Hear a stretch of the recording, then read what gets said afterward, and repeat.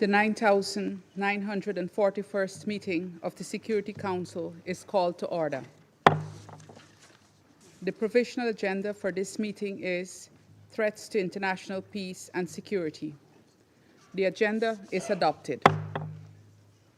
In accordance with Rule 37 of the Council's Provisional Rules of Procedure, I invite the representatives of Iraq, the Islamic Republic of Iran, Israel, and Kuwait to participate in this meeting. It is so decided.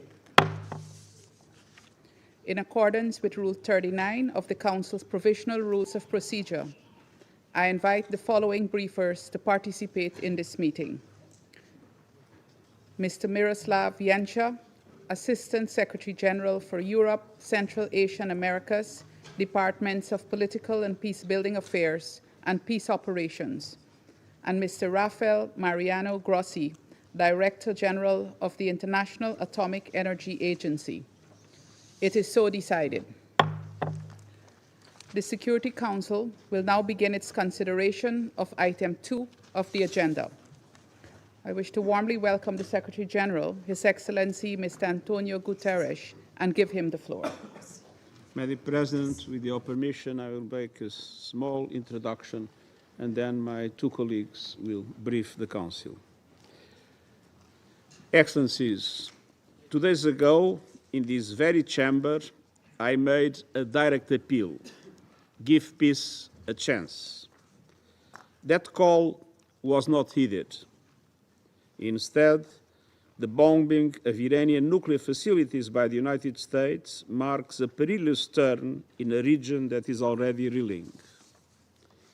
From the outset of the crisis, I have repeatedly condemned any military escalation in the Middle East. The people of the region cannot endure another cycle of destruction.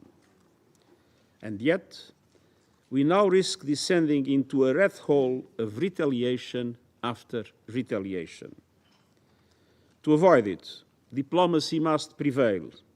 Civilians must be protected. Safe maritime navigation must be guaranteed.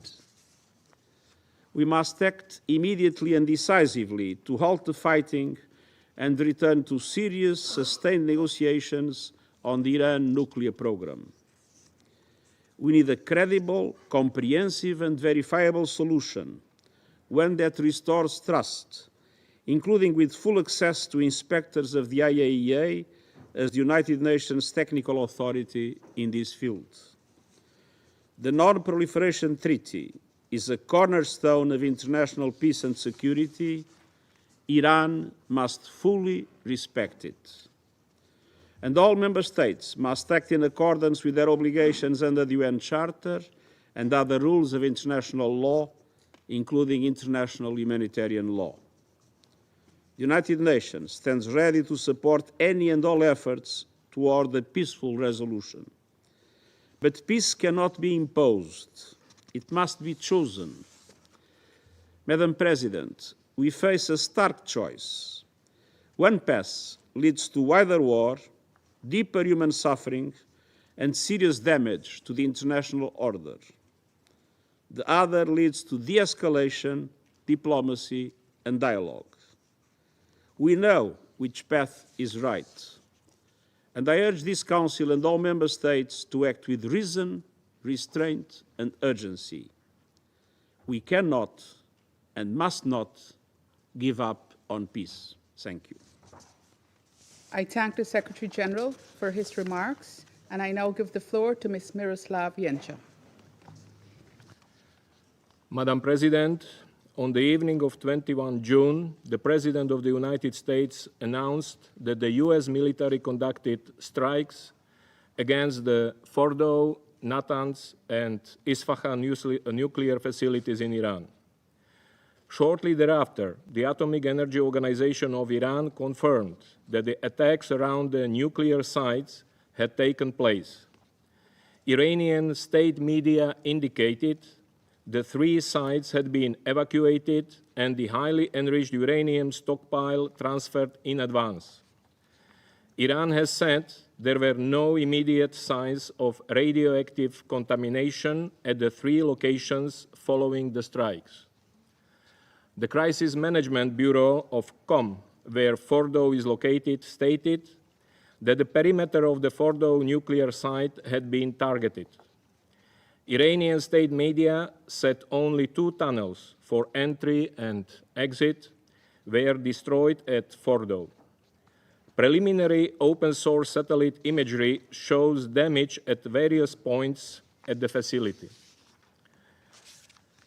I urge Iran to allow IAEA inspectors access to the sites to conduct damage assessments as soon as safety conditions allow.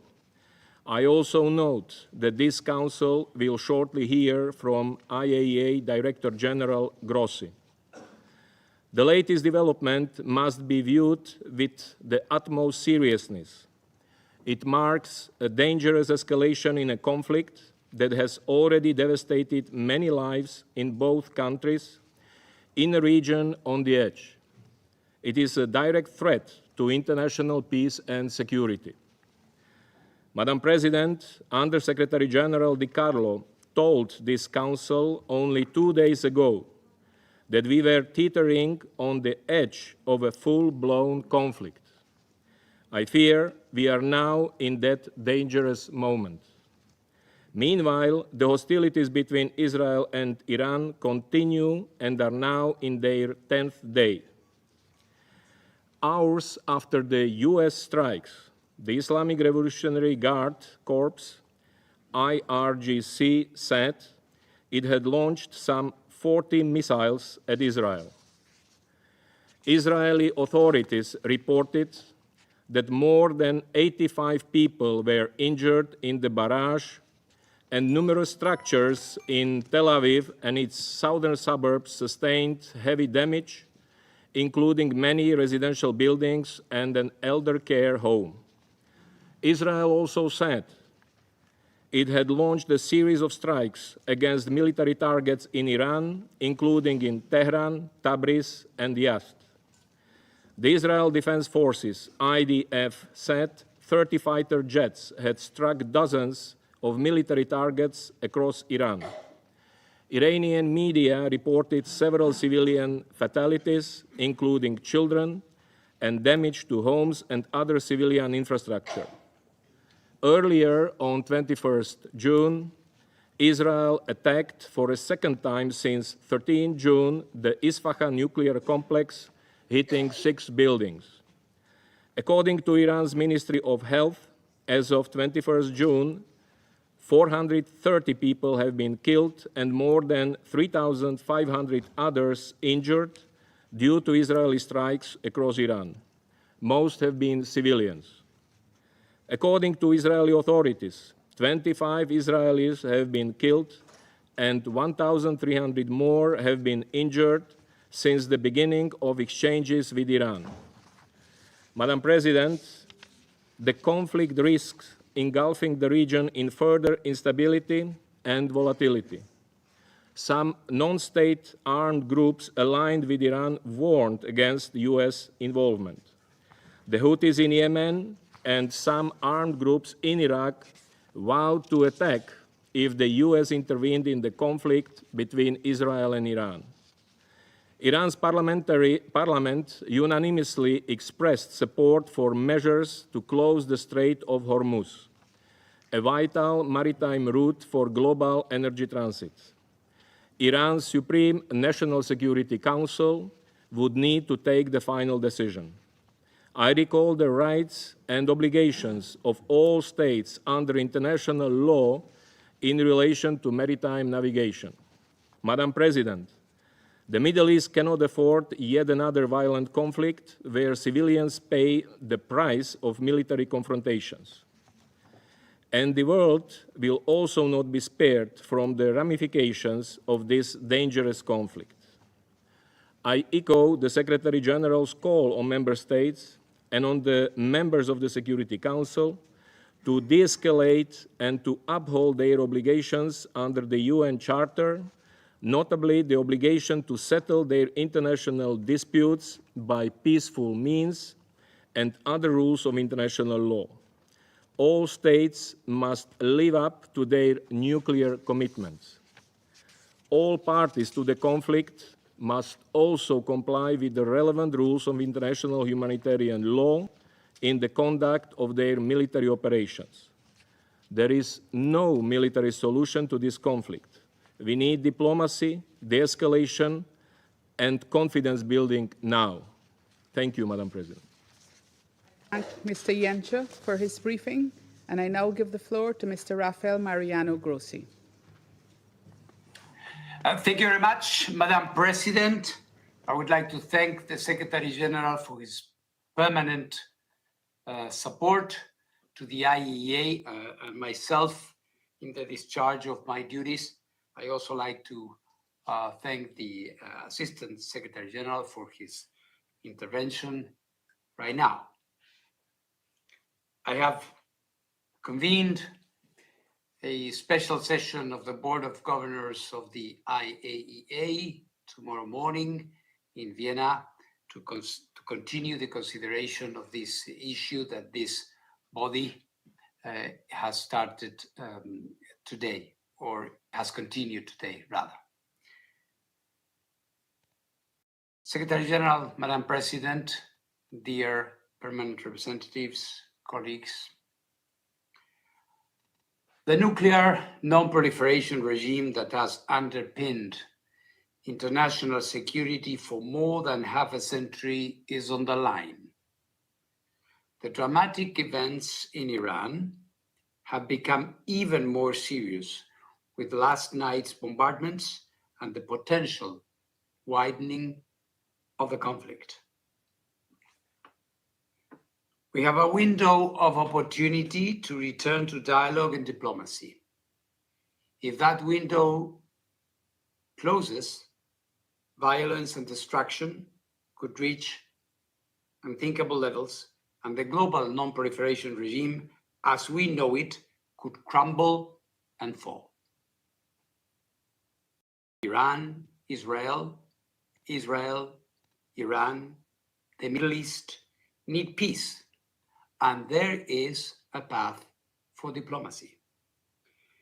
We must return, as the Secretary General just said, to the negotiating table and allow the IAEA inspectors, the guardians of the NPT, to go back to Iran's nuclear sites and account for the stockpiles of uranium, including, most importantly, the 400 kilograms of enriched uranium at 60%. Any agreement, ladies and gentlemen, any arrangement will have as a prerequisite the establishment of the facts on the ground. This can be done only through IAEA inspections. IAEA inspectors are in Iran, and they must do their job. This will require a cessation of hostilities so that Iran can let the teams into the sites under the necessary safety and security conditions. Any special measures by Iran to protect its nuclear materials and equipment can be done in accordance with Iran's safeguards obligations with the agency. This is possible. Madam President, based on the information available to the IAEA, let me update you on what has occurred at Iran's nuclear sites since I last addressed this Council 3 days ago. Craters are visible at the Fordow site, Iran's main location for enriching uranium at 60%, indicating the use by the United States of America of ground-penetrating munitions. This is consistent with statements from the United States. At this time, no one, including the IAEA, is in a position to assess the underground damage at Fordo. At the Isfahan nuclear site, additional buildings were hit overnight, with the US confirming their use of cruise missiles. Affected buildings include some related to uranium conversion process. Also, at this site, entrances to tunnels used for the storage of enriched material appear to have been hit. At the Natanz enrichment site, the fuel enrichment plant has been hit again, with the US confirming that it used ground-penetrating munitions.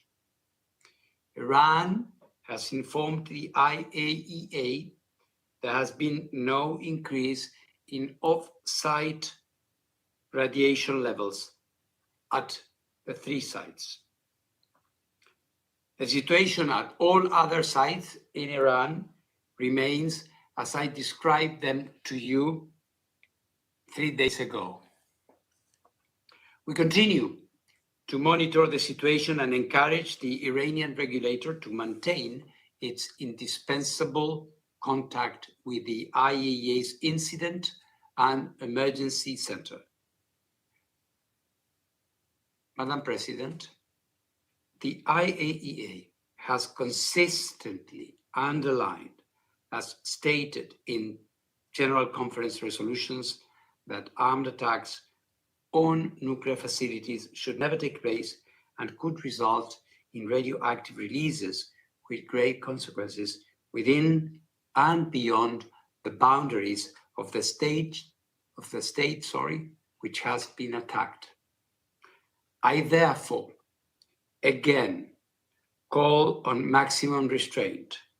Military escalation threatens lives and delays a diplomatic solution for the long-term assurance that Iran does not acquire a nuclear weapon. It also threatens the global non-proliferation regime. As I stated 3 days ago and before, I am ready to travel immediately and to engage with all relevant parties to help ensure the protection of nuclear facilities and the continued peaceful uses of nuclear technology in accordance with the agency's mandate. With your support, the IAEA can deploy nuclear safety and security experts to Iran immediately, in addition to our safeguards inspectors, wherever they are needed. Madam President, there is arguably no more important and universally supported endeavor than ensuring that we use the enormous power of the atom for good rather than destruction. Let us not allow the window to close on diplomacy. Let us not allow the non-proliferation regime to fail. Irrespective of individual positions and views, one thing is certain, and this is the simple truth: we will not be safer if there are more nuclear weapons in more states around the world. The IAEA is ready to do its part to bring this military confrontation to an end. Thank you very much. I thank Mr. Grossi for his briefing. I now give the floor to those council members who may wish to make statements. I give the floor to the representative of the Republic of Korea. Thank you, Madam President. At the outset, I'd like to express my appreciation to Guyana, Presidency of the Security Council, for promptly convening today's meeting at this increasingly precarious moment. I thank the Secretary General for his powerful statement. I also appreciate IAEA Director General Grossi and ASG ENCHA for their informative briefings. In just over a week, this Council has met 3 times.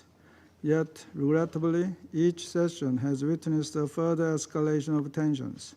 The Republic of Korea reiterates its profound concern over the deteriorating situation in the Middle East and expresses its sincere hope for urgent de-escalation.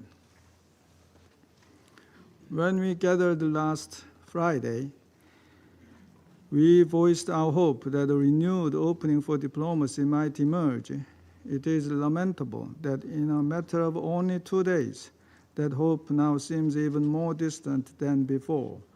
Despite the deeply concerning developments in recent days, the Republic of Korea remains firmly convinced that no sustainable resolution to this crisis can be achieved through military means alone. Indeed, now more than ever, we implore all parties to recognize that diplomacy is not merely an option, but an urgent necessity. We call on all sides to exercise maximum restraint and to commit in earnest to restoring dialogue and engaging in reinvigorated diplomatic efforts. Madam President, at this perilous moment, it is vital to prevent a further downward spiral.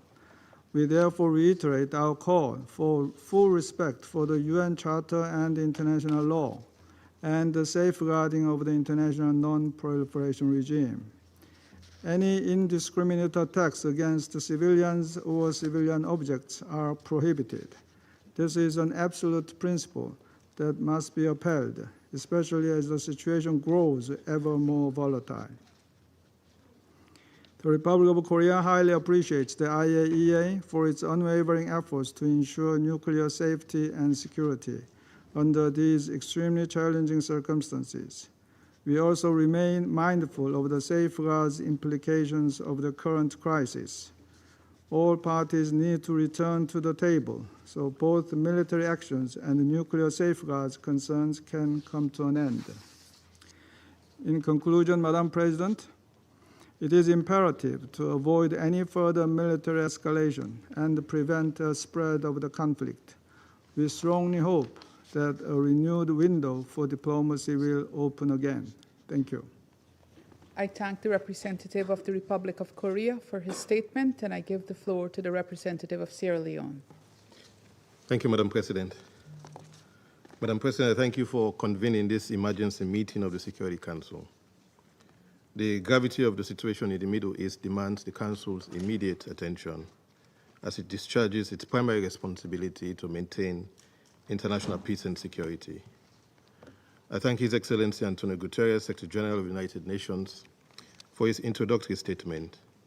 And I also thank Assistant Secretary General Miroslav Janka and Director General Rafael Grossi of the IAEA for their timely and important briefings. Sierra Leone aligns with the Secretary General's call for immediate de-escalation to avert, and I quote, catastrophic consequences for civilians, the region, and the world, end of quote. While guided by our earlier interventions at meetings held on the 13th and 20th June on this situation, the alarming developments compel this Council to act with urgency. We are concerned to note that less than 24 hours ago, the United States of America struck nuclear facilities at Fordo, Natanz, and Isfahan in the Islamic Republic of Iran. Earlier that day, the State of Israel launched further strikes on the Isfahan complex. Iran also responded with missile launches at Israel.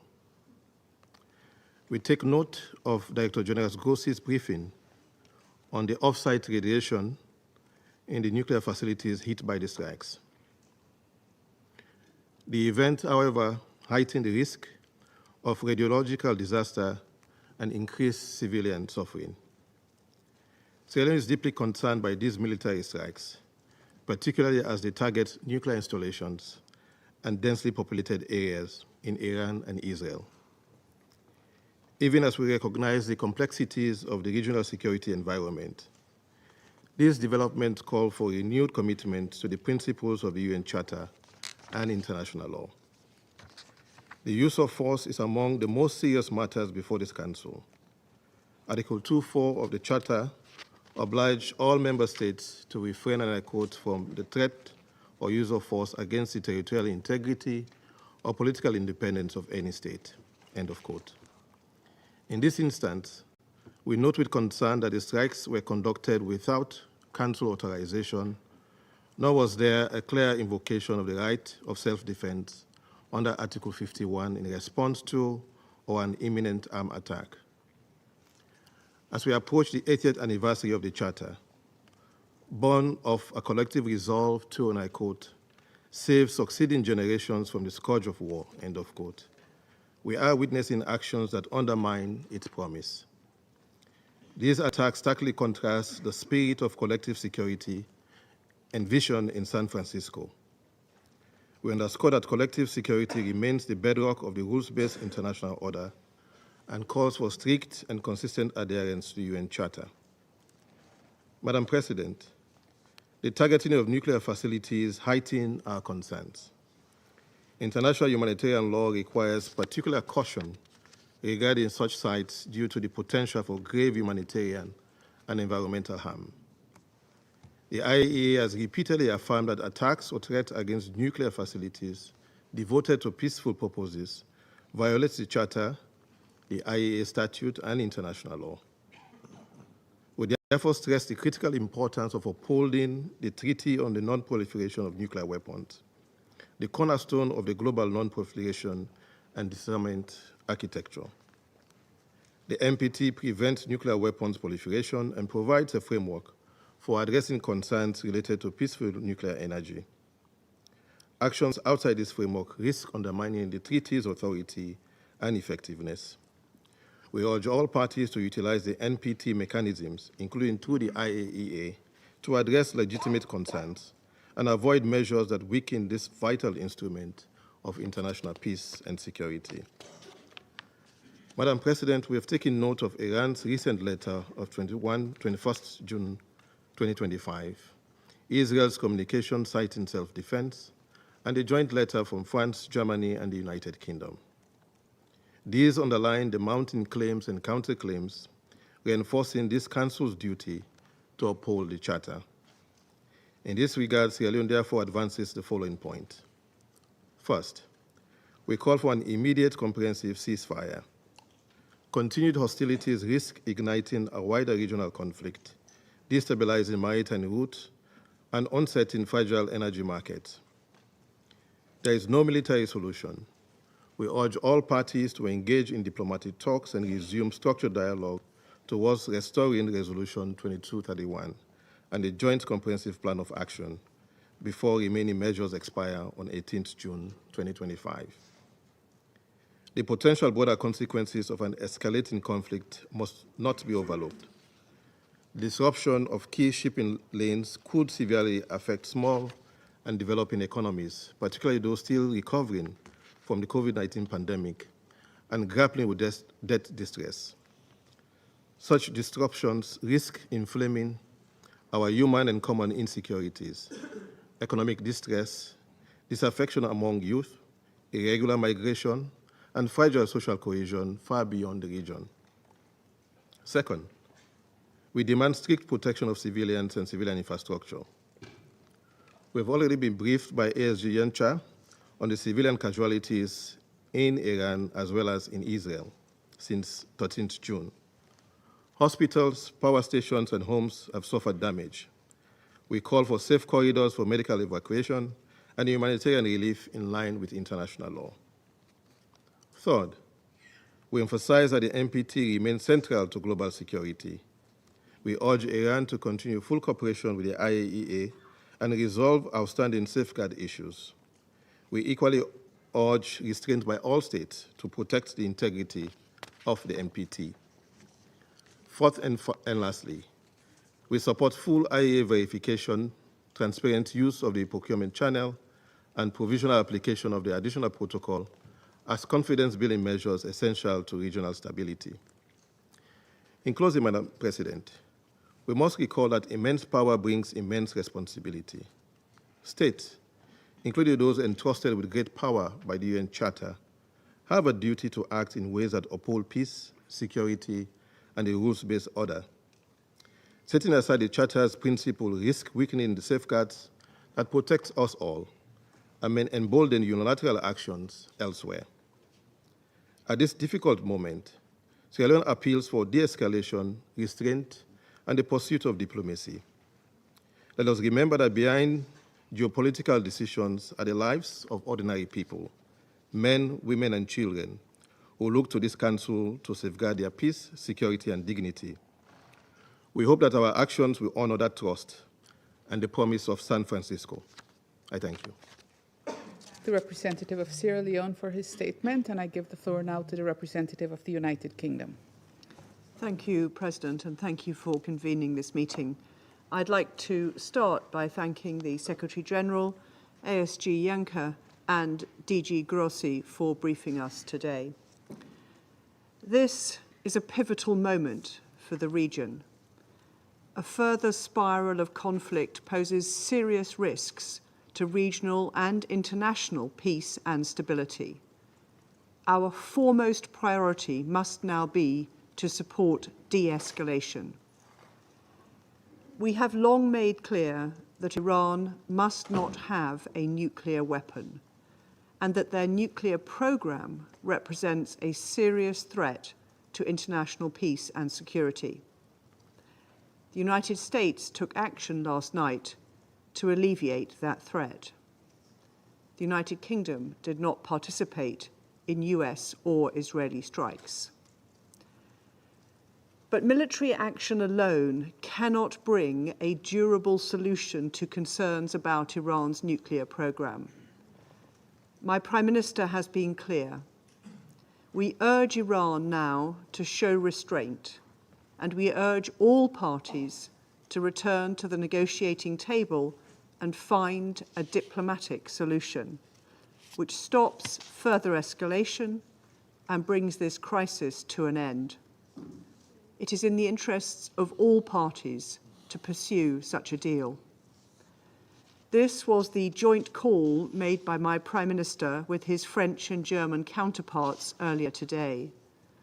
Together with our E3 partners, the UK has long pursued a diplomatic solution to address Iran's nuclear escalation. On Friday, alongside E3 and EU colleagues, my Foreign Secretary met Iranian Foreign Minister Araghchi in Geneva to press directly for a return to diplomacy. My Foreign Minister spoke to Foreign Minister Araghchi again today and stressed the urgency of this, and we continue to engage partners across the region. President, the UK reiterates its full support for the IAEA and Director General Grossi for their critical work, professionalism, and impartiality. The IAEA and the Non-Proliferation Treaty are key pillars of international security. Threats against IAEA staff and the DG are unacceptable. We urge Iran to cooperate fully with the IAEA. Failure to do so will only further fuel escalation. President, now is the time for de-escalation and a return to diplomacy. It is essential Iran chooses this path. I thank you. I thank the representative of the United Kingdom for her statement, and I now give the floor to the representative of France. Merci, Madame la Présidente. Thank you, Madam President. Madam President, I first of all wish to thank the Secretary-General of the United Nations for his statement 2 days following the statement he made when he warned us about just how grave the situation was. I wish to also thank the Assistant Secretary-General, Mr. Miroslav Zięcia, and I thank the Director General for the International Atomic Energy Agency, Mr. Rafael Grossi. I thank them all for their briefings that bear witness to the extremely grave nature of the situation. Madam President, it is with concern that France learned of the strikes conducted by the United States against 3 nuclear sites in Iran. France did not participate neither in the planning nor conduct of these operations. We urge all parties to demonstrate the utmost restraint and and to prevent any and all risks of escalation. Now is the time for strikes to cease, for de-escalation and for negotiation. Civilian populations must be spared at a time when strikes exchanged between Iran and Israel have produced too many civilian victims. We particularly call upon Iran to refrain from all reprisals, to cease its nuclear escalation and to opt for diplomacy, as we encourage them to do on last Friday in Geneva. That was also the message conveyed by the President of the Republic, Emmanuel Macron, to his Iranian counterpart during a talk today. It is of imperative importance to guarantee the region's stability. The President of the Republic also spoke today with the Crown Prince of Saudi Arabia, the Sultan of Oman, the President of the UAE and the Emir of Qatar to convey that we were fully engaged on this matter. The conflict broadening in scope would pose a grave risk to Israel's security, for the security of the region, and for international peace and security. That is the common message espoused by the President of the Republic and shared with Britain and Germany and their leaders. We took note of these statements made by the IAEA, according to which no increase in levels of radioactivity had been seen around the sites struck. I hear support, France's full support, for the DG of the IAEA and its personnel. Once again, in difficult circumstances, the personnel and the Director General are demonstrating their professionalism and devotion. Iran must, as a matter of urgency, return to the path of full cooperation with the agency. Madam President, we've always affirmed that Iran must not and could not ever obtain a nuclear weapon. Iran acquiring such a weapon would constitute a threat for the security of Israel in the region. It would also pose a direct threat to the security interests of France and Europe and would imperil the international non-proliferation architecture. France's position has remained unchanged for more than 20 years. There is only a diplomatic solution to the crisis provoked by the Iranian nuclear program. That conviction in recent days prompted France, alongside its E3 partners, to take the initiative of discussions with Iran. The Minister for Europe and Foreign Affairs, Jean-Noël Barrot, was in Geneva on Friday for that meeting with his Iranian counterpart and his partners in E3 and the European Union. In that framework, we once again voiced our concerns sparked by the Iranian nuclear program. The dangerous escalation of that program has been documented in recent years by IAEA. They said they were not able to assure its exclusively peaceful nature. We reaffirmed our resolve to ensure that Iran never acquire a nuclear weapon in accordance with its obligations under the Non-Proliferation Treaty and the 2015 agreement commitments.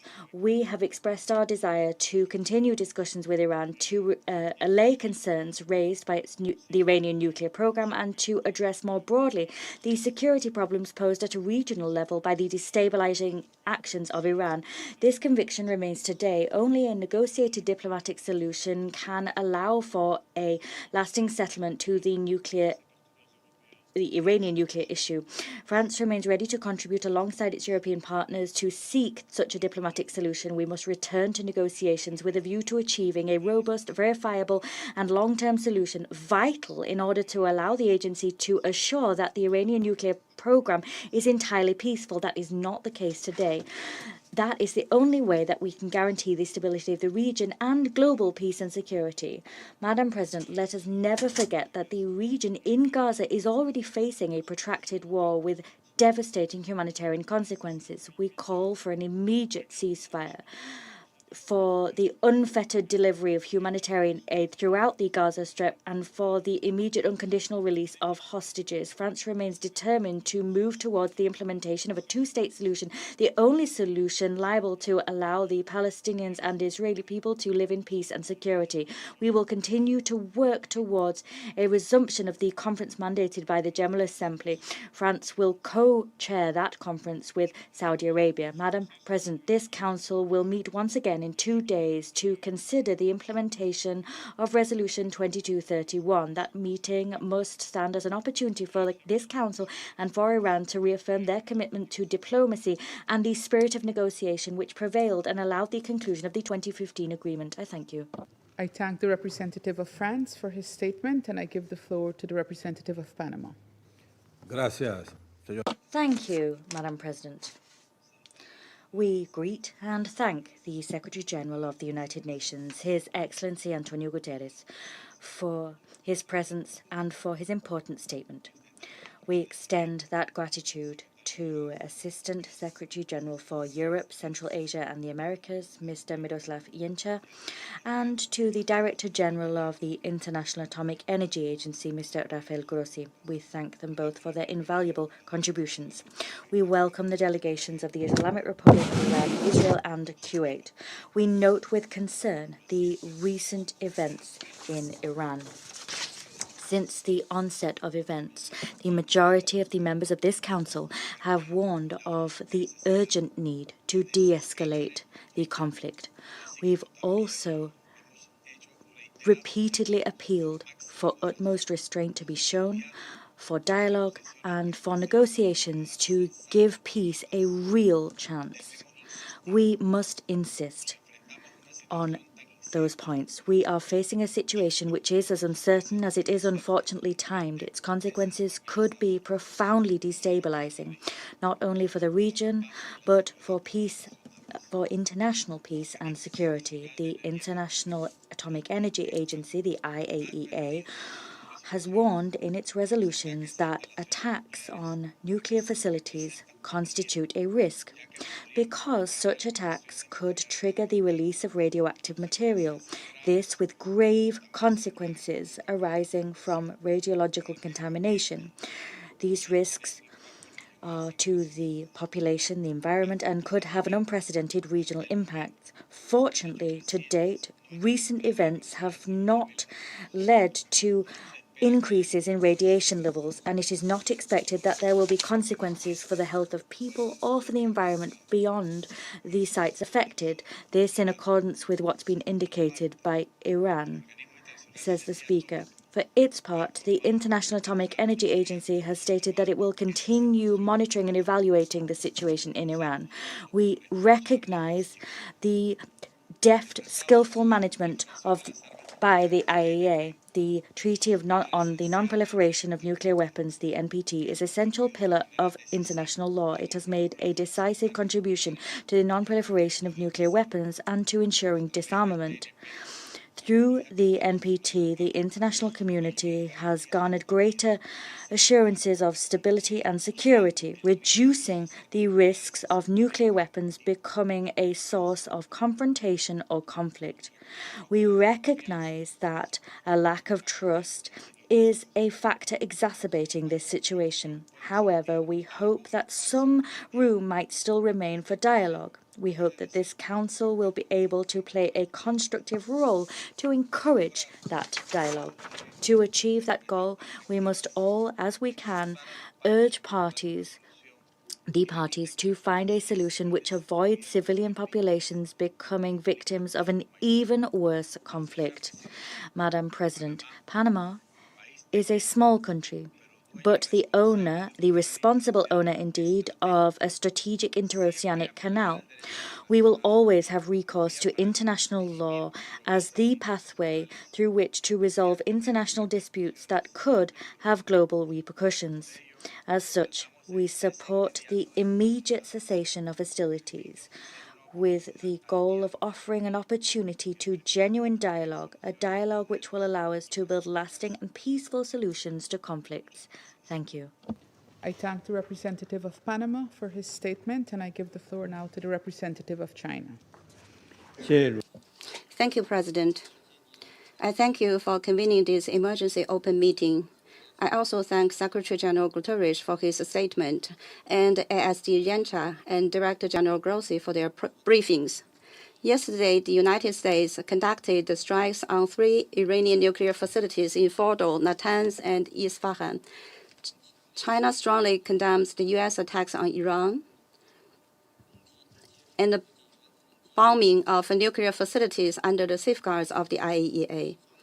The actions of the United States seriously violate the purposes and principles of the UN Charter and international law, as well as Iran's sovereignty, security, and territorial integrity. It has exacerbated tensions in the Middle East and dealt a heavy blow to the international nuclear non-proliferation regime.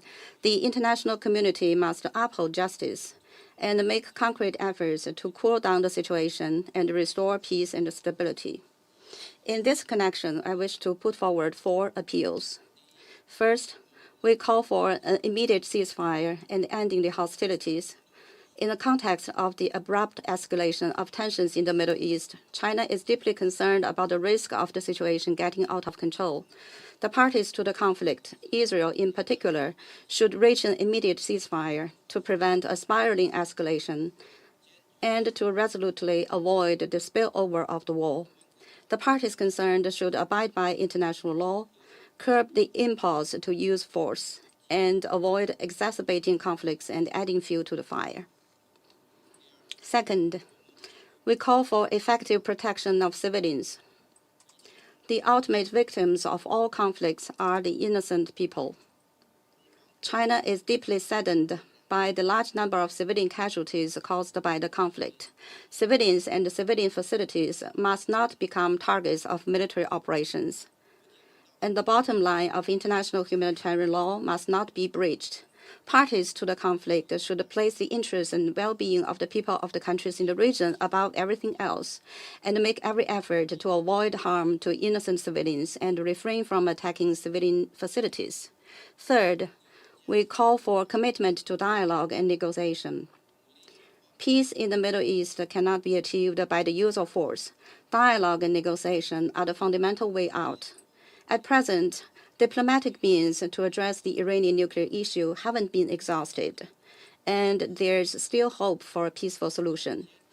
Parties should stay firmly committed to the political settlement of the Iranian nuclear issue and work to bring it back onto the track of a political solution through dialogue and negotiation, with a view to reaching an agreement acceptable to all parties. Fourth, we call for swift actions by the Security Council. The Security Council has the primary responsibility for the maintenance of international peace and security, and cannot stand idly by in the face of a major crisis. Russia, China, and Pakistan have proposed a draft resolution calling for an immediate and unconditional ceasefire, the protection of civilians, respect for international law, and engaging in dialogue and negotiation.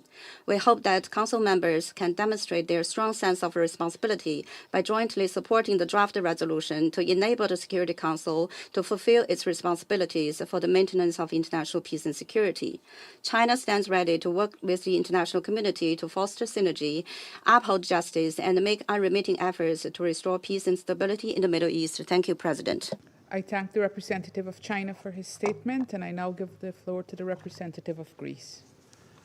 Thank you, Madam President. Let me start by thanking the Secretary General for his introductory remarks, as well as Assistant Secretary General Genscher and Director General Grossi for the informative and timely briefings. Madam President, this is the third time in 10 days that this Council has been convened in an emergency meeting, and rightfully so. The situation is now more dangerous than at any point since June 13th. What the Secretary General referred to as a defining moment for our collective future has now become a reality. We have taken note of the military action against nuclear-related sites in Iran and are monitoring with concern the evolving situation very closely. Madam President, allow me to raise the following 3 points. First, we reiterate our call upon all parties to show restraint. There is no need for more violence, especially given the potential grave consequences. It is critical for the IAEA inspectors to be able to resume their activity and check on the status of the stockpiles of enriched uranium, as well as of the remaining enriching capabilities of Iran.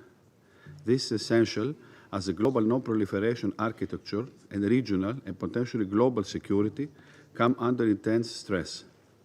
Second, I must reiterate a strong concern over the nuclear program of Iran, which should never be allowed to have nuclear weapons. We have time and again warned against non-compliance with the legally binding safeguards and JCPOA obligation. Against this background, Israel has the right to protect itself and live in peace and security with its neighbors. We can argue in this chamber, and so many times we have done, on whether Iran's nuclear program was exclusively peaceful or not. However, whatever the case may be, such high levels of enriched uranium in a region as volatile as the Middle East cannot but generate extreme uncertainty and instability. Third, it is of critical importance to ensure that civilians on all sides are protected. Last but not least, we take note with profound relief of DG Gross's remarks that as of this time, we do not expect that there will be any health consequences for people or the environment outside the targeted sites. Madam President, in closing, allow me to highlight, in no uncertain terms, the value of de-escalation as a first step towards a sustainable peace. The international community and countries' influence must step in and offer a diplomatic way out, which must include the necessary security assurances. Involved parties need to act in full compliance with the UN Charter, international law, and international humanitarian law. Echoing the ancient virtue of sophrosine, self-restraint, we urge all parties to exercise the utmost moderation and engage in dialogue and diplomacy. I thank you. I thank the representative of Greece for his statement, and I give the floor now to the representative of Denmark. Thank you, Madam President. And I also thank the Secretary General for his presence and remarks, and Assistant Secretary Jenka and Director General Grossi for their briefings and updates. Madam President, we are meeting again today as the situation in the Middle East continues to escalate. Attacks between Israel and Iran have continued since our last meeting on Friday. Civilian casualties and widespread suffering continue to rise on both sides. Last night, a targeted operation was carried out by the United States against 3 nuclear facilities in Iran. The continued escalation in the Middle East is a cause for great concern and poses a grave risk to international peace and security. Madam President, Denmark urges all parties to abide by the obligations under the UN Charter and international law. All parties must ensure protections of civilians and civilian infrastructure in line with international humanitarian law. Furthermore, and keeping in mind the words of Director General Grossi 2 days ago to this Council, all actions should be taken and the necessary restraint shown to reduce the risk of nuclear accidents, which could have devastating effects for the civilian population and the environment. Madam President, Denmark has persistently underlined that Iran must never acquire a nuclear weapon. That would be a serious threat to regional and global security. We have repeatedly expressed our concerns about Iran's accelerating nuclear trajectory and the fact that the IAEA is unable to assure that the Iranian nuclear program is exclusively peaceful. We welcome that the IAEA continues to monitor the situation and provide information on the nuclear safety and security implications. And we stress the importance of continued and timely exchange of information between Iran and the IAEA regarding issues related to nuclear safety, security, and safeguards. Madam President, the current trajectory is unsustainable and fraught with danger, not only for the region, but for international peace and security at large. De-escalation is not only necessary, it is urgent. We call on all actors to step back from the brink to prevent further escalation in the Middle East. We urge Iran to engage in negotiations and not to take any further action that could destabilize the region. At this critical moment, it is important that all parties refrain from steps that could lead to serious regional and global consequences. We further stress the need to protect maritime security and international trade routes, including via the Strait of Hormuz. Madam President, in closing, now is the time to return to negotiations in order to reach a diplomatic solution. We call on all parties to exercise the utmost restraint and to engage in a diplomatic negotiated solution, which is the only viable path towards lasting peace in the region and beyond. Denmark stands ready to work with all parties to that effect. I thank you. I thank the representative of Denmark for her statement, and I give the floor to the representative of the Russian Federation. Madam President, we're grateful to the Presidency of Guyana for swiftly convening today's meeting of the UN Security Council linked to the acutely dangerous development we've seen in the Middle East, developments which have been further exacerbated by the overnight US strikes on Iranian sites. We'd like to thank the UNSG for his keynote address, as well as to ASG Yencha and DG Grossi for their briefings. Russia condemns in the most decisive terms the irresponsible, dangerous, and provocative actions committed by the USA against the Islamic Republic of Iran, a sovereign member state of the United Nations.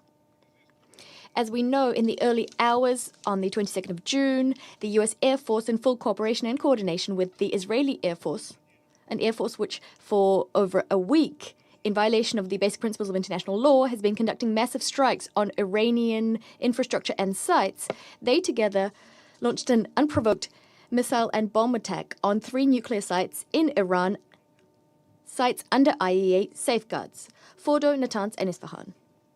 In so doing, Washington yet again demonstrated its complete contempt for the position of the international community.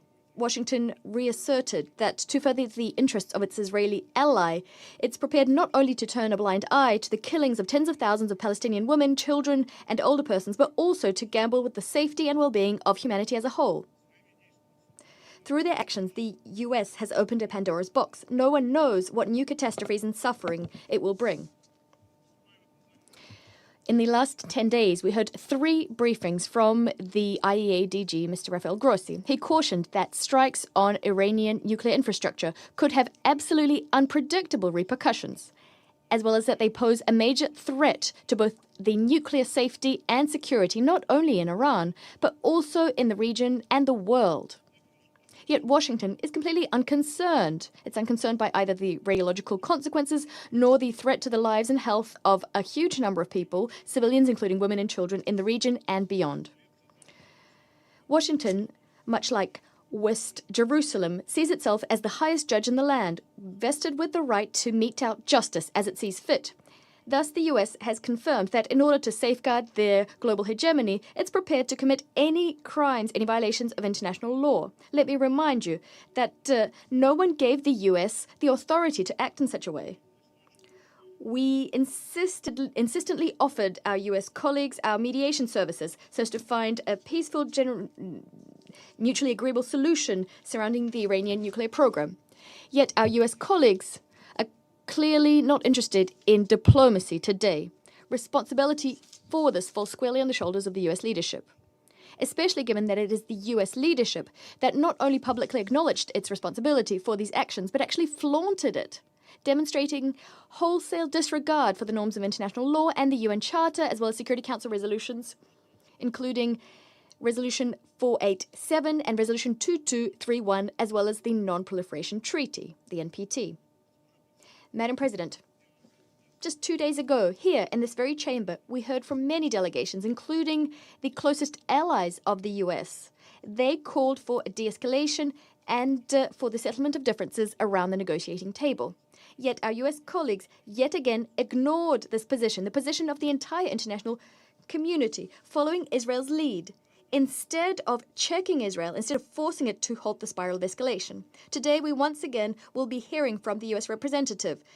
We'll be hearing cynical statements about readiness to return to the negotiations table, as if there were no strikes using heavy payload bombs on Iran. Clearly, this is being done to hypercritically subsequently portray Tehran as the party that spoiled the negotiations process, the party that's supposedly undermining stability in the Middle East. Yet we believe that none of our sensible colleagues in the international community will believe our US colleagues anymore, much like they won't believe their attempts to convince the Security Council that Iran was trying to acquire nuclear weapons. Let me remind you that back in March, high-ranking US intelligence officials said that the US does not have information about Tehran's attempts to develop military nuclear capabilities. I imagine that many are getting a nagging sense of déjà vu today. Let me remind you that back in 2003, in this very chamber, the US Secretary of State, Colin Powell, waved around a test tube, justifying Washington's plans to invade the territory of another sovereign state, only to having waged decades of chaos onto its people to not find any WMDs there.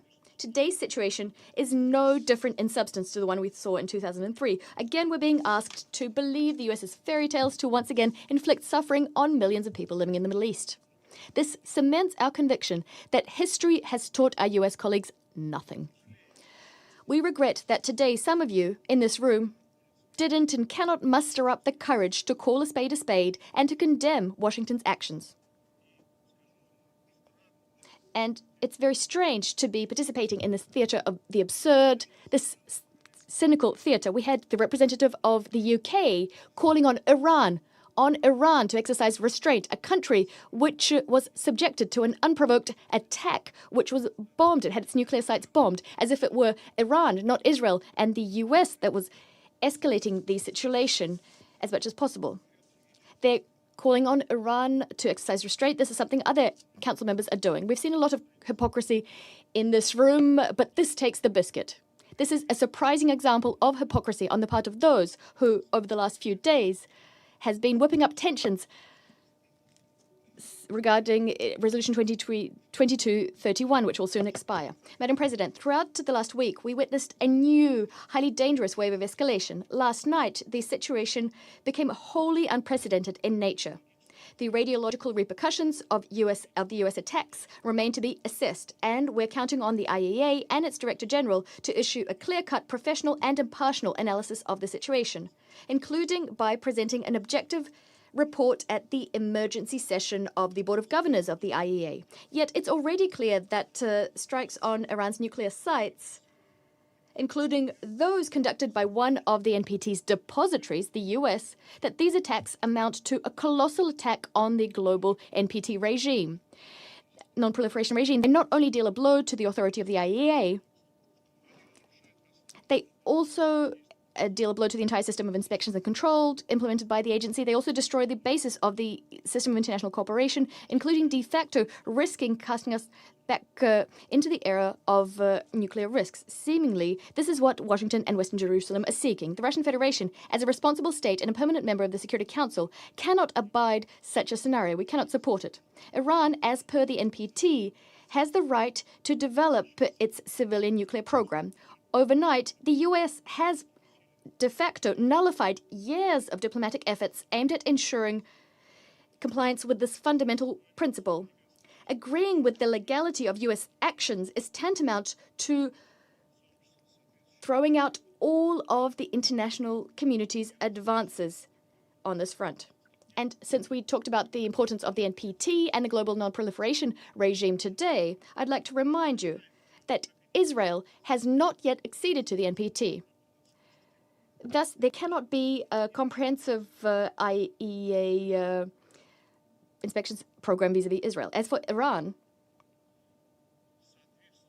in keeping, I'd like to remind you that that Israel has not acceded to the NPT, so no comprehensive IAEA inspections program vis-à-vis Israel is being implemented. As for Iran, Iran was and remains the most monitored IAEA state in the world. And instead of supporting Iran, we're getting bombardments of this country, including its civilians. This is a country, and this is being done by a country which has, in principle, refused to sign the NPT. This is an outrageous, cynical situation. It's very strange that the IAEA DG did not say a word about this, nor did he call on Israel to join the NPT, not once. Madam President, I think that everyone in this room can see full well that unless we stop the escalation, the Middle East will find itself on the verge of a large-scale conflict with unpredictable consequences for the entire international security system. Plus, the entire world might end up on the verge of a nuclear disaster. We call for an immediate cessation of aggressive actions by Israel and the US, restraint on the part of all parties, and return into the fold of international diplomacy and the negotiations process. Yet, calls on the part of UN Security Council members are not enough. Based on the provisions of the UN Charter, and these are the very same provisions that those who are hypercritically staying silent today call for the respect for in other cases. On the basis of these provisions, the Security Council is simply duty-bound to craft a collective decision which would make unacceptable strikes on Iranian nuclear infrastructure, which are under IAEA safeguards. To this end, we need, first and foremost, a clear-cut legal and political assessment of what happened. For all those who are not pursuing any hidden agendas nor double standards, this is patently obvious.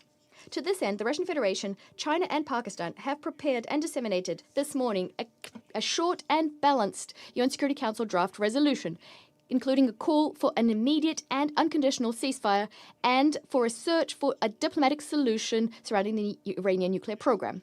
The text reflects the positions of an overwhelming majority of Security Council members expressed at our meetings held on the 13th and 20th of June.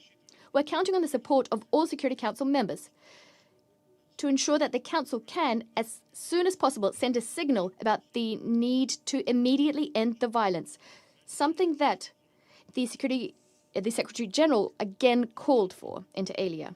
Unless the Security Council takes a clear-cut and principled position, further escalation is inevitable. We call on all Security Council members to adopt a responsible approach and to support the proposed draft. I thank you. I thank the representative of the Russian Federation, and I give the floor now to the representative of the United States. Thank you, Madam President, and thank you, Secretary General Antonio Guterres, Assistant Secretary General Miroslav Jenca, and Director General Rafael Grossi for your continued attention on this urgent matter of international peace and security. Madam President, last evening, U.S. military strikes targeted nuclear facilities in Fordo, Natanz, and Isfahan with the aim of dismantling Iran's nuclear enrichment capacity and stopping the nuclear threat posed by the world's foremost state sponsor of terror. This operation sought to eliminate a long-standing but rapidly escalating source of global insecurity and to aid our ally Israel in our inherent right of collective self-defense, consistent with the UN Charter. For 40 years, the Iranian government has called for death to America and death to Israel, and posed a constant menace to the peace and security of its neighbors, the United States, and the entire world. Iran has attacked Israel with hundreds of ballistic missiles and through terrorist proxies. For decades, Iran has been responsible for misery and countless deaths across the Middle East.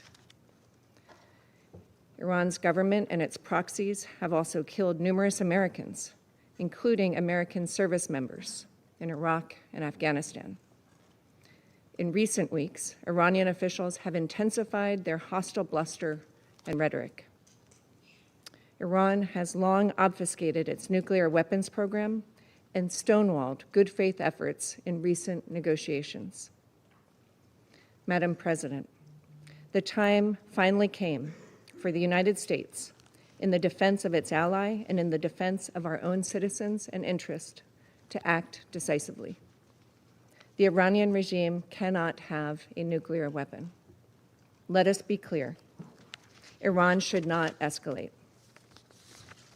As President Trump said, any Iranian attack, direct or indirect, against Americans or American bases will be met with devastating retaliation.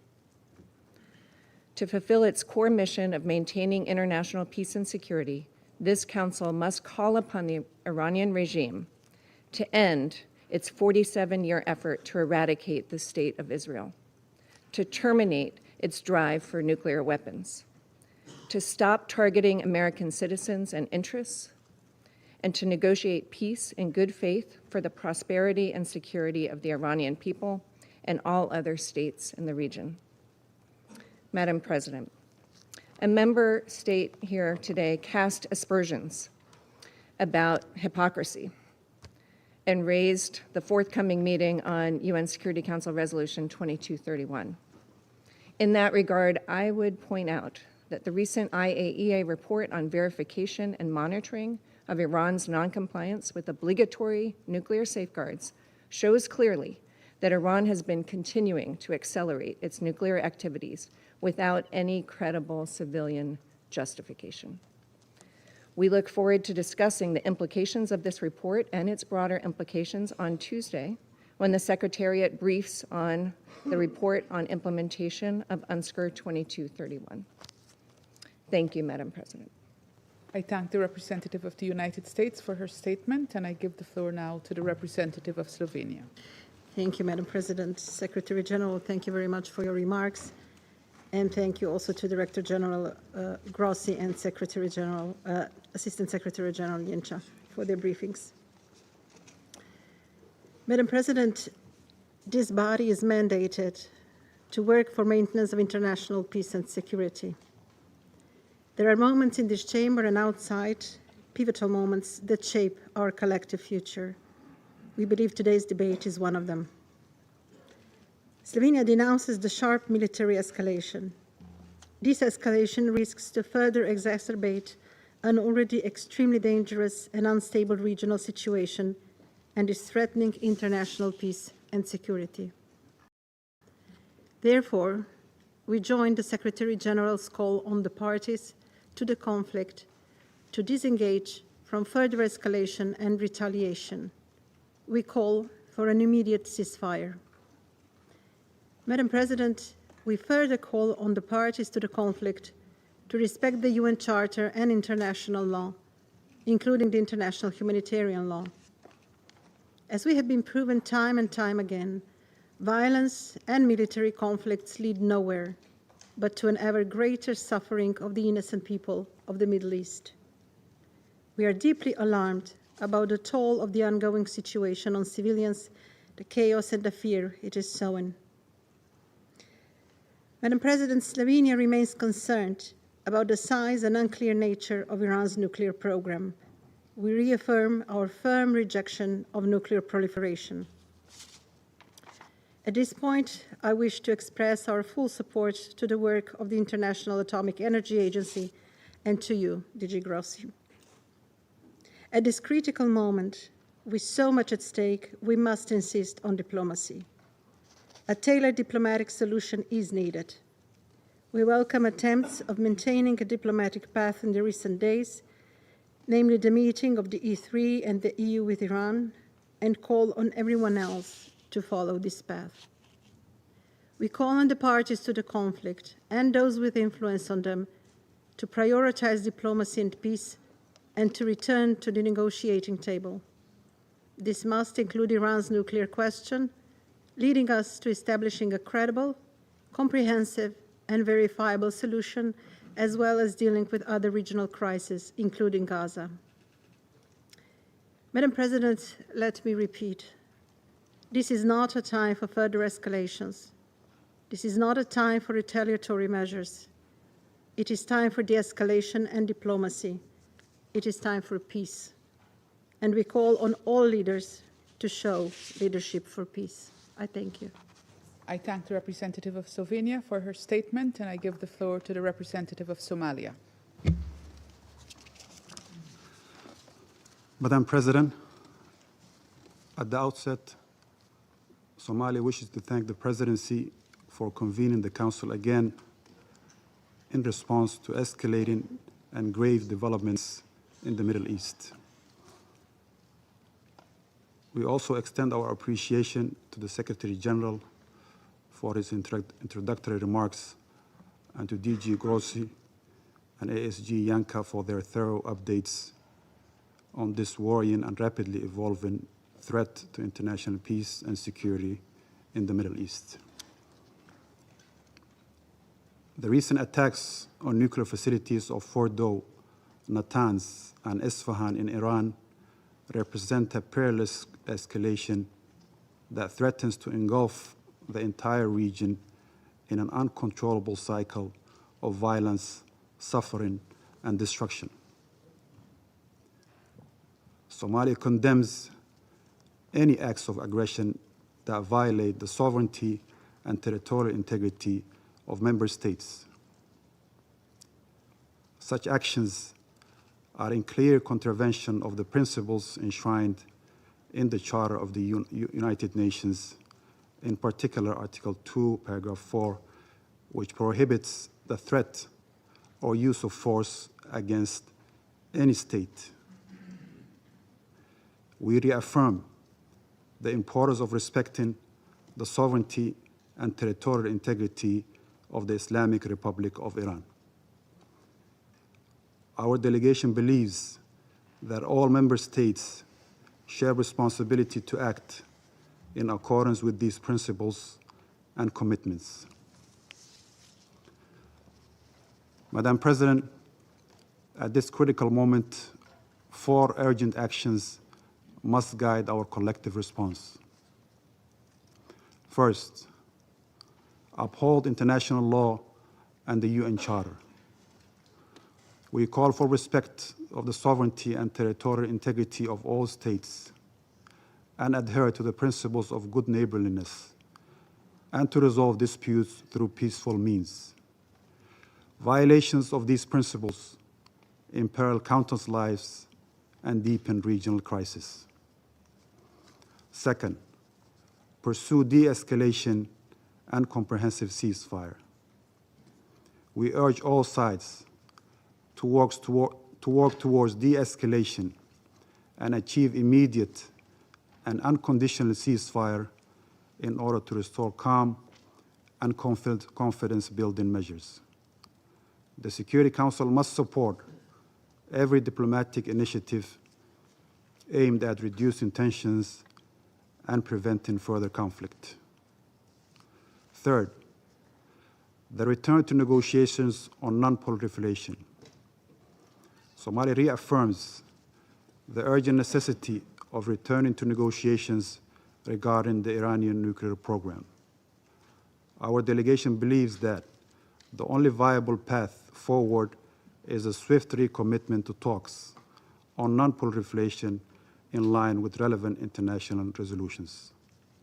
We further reiterate our call for the establishment of a Middle East zone free of nuclear weapons and for all regional states to join the Treaty on the Non-Proliferation and Nuclear Weapons. Lastly, protection of civilians and safeguarding nuclear facilities. We emphasize the paramount importance of protecting civilians and civilian infrastructure.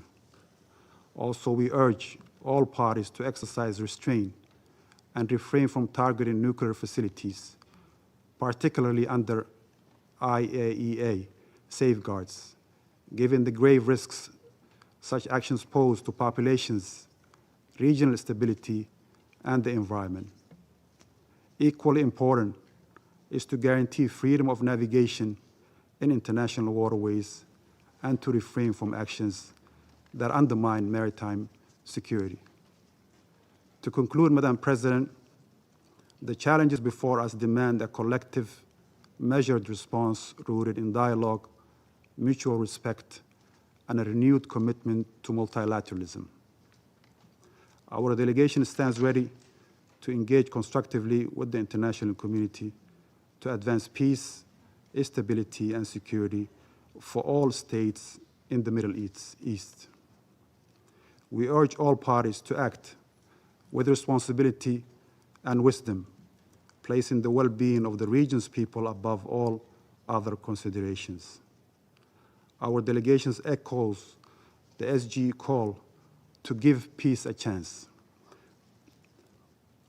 and reiterates its call to seize this moment to redouble efforts for de-escalation and a return to negotiations and a sustainable diplomatic process.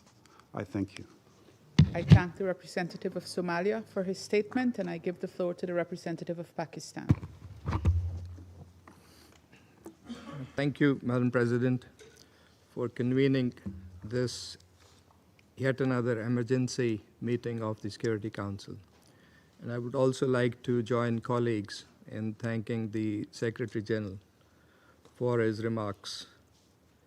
You couldn't be clearer than that, Secretary General. Thank you. I would also like to thank ASG Shenka and Director General Grossi for their important briefings.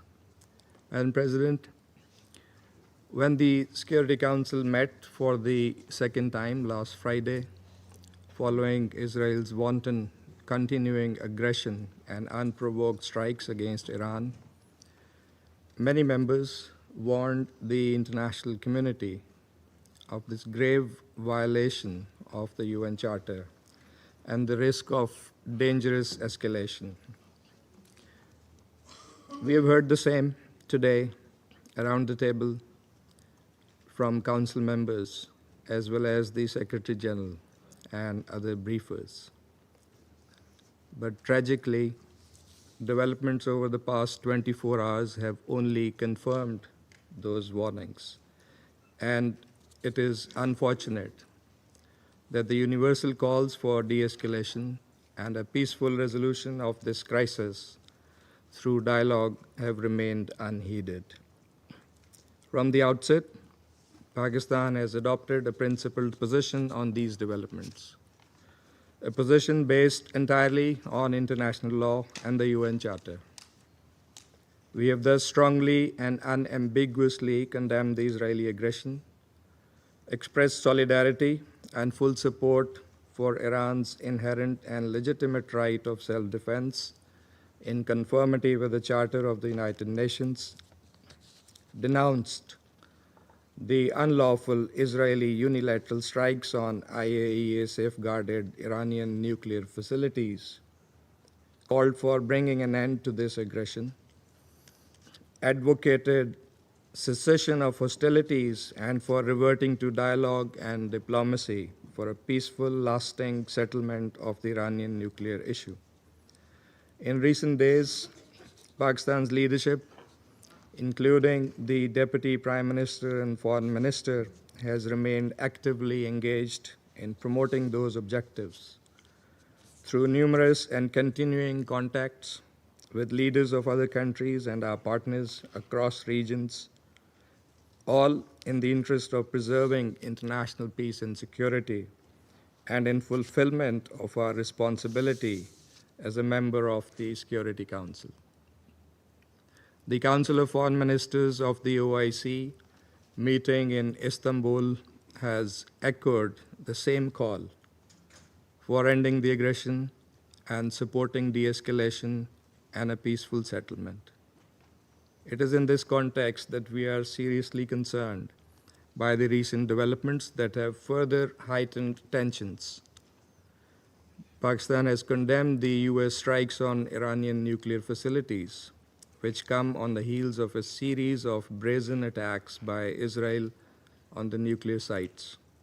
Let me recall that specific targeting of nuclear facilities under IAEA safeguards constitutes a clear breach of international law, the IAEA statute, multiple IAEA resolutions, as well as Security Council Resolution 487. And according to Article 25 of the Charter, the members of the United Nations agree to accept and carry out the decisions of the Security Council in accordance with the Charter. That responsibility to carry out the decisions of the Security Council is heaviest with the members of this Council, particularly the permanent members in the first place. Madam President, we are deeply alarmed by the escalating situation. The sharp rise in tensions and violence as a result of the Israeli aggression and unlawful actions is profoundly disturbing. Any further escalation risks catastrophic consequences for the region and beyond. Pakistan stands in solidarity with the government and brotherly people of Iran during this challenging time.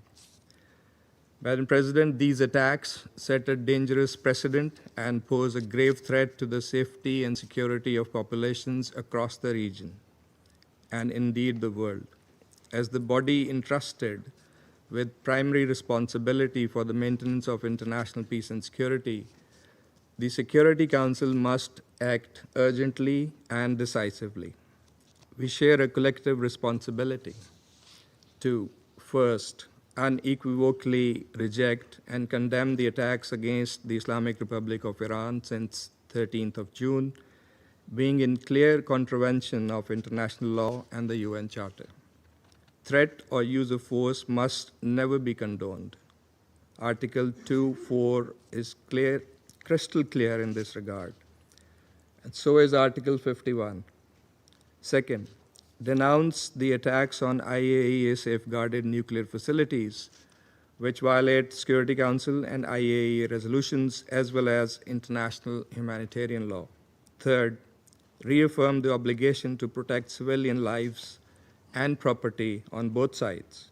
All parties must adhere fully to international law, particularly international humanitarian law. Fourth, call for an immediate cessation of hostilities and a complete ceasefire. Fifth, promote urgent recourse to dialogue and diplomacy consistent with the purposes and principles of the UN Charter to find a peaceful and lasting resolution to the Iranian nuclear issue. Madam President, in pursuit of these objectives, Pakistan has joined China and Russia in circulating a draft resolution. Among other things, this resolution calls for an immediate and unconditional ceasefire, urges all parties to refrain from further escalation, demands the urgent protection of civilians and civilian infrastructure, and supports a diplomatic path forward on the Iranian nuclear issue that is acceptable to all parties. And listening to similar concerns and priorities expressed by many of the Council members today, we sincerely hope that the draft resolution will receive the Council's support, enabling it to respond with unity and resolve urgently and effectively in line with the gravity of the situation. And Pakistan stands ready to engage constructively with all Council members in this regard. Madam President, the Middle East, already burdened by prolonged instability, history of Israeli illegal occupation, and continued denial of the Palestinian right to self-determination and statehood, cannot absorb another crisis. We must act now to prevent the situation from spiraling further out of control. History has taught us that the use of force and unilateral military actions only deepen conflicts and entrench divisions, with tragic human and humanitarian consequences. Dialogue and diplomacy remain the only path forward. These must be pursued with seriousness and sincerity by all. I thank you. I thank the representative of Pakistan for his statement, and I give the floor to the representative of Algeria.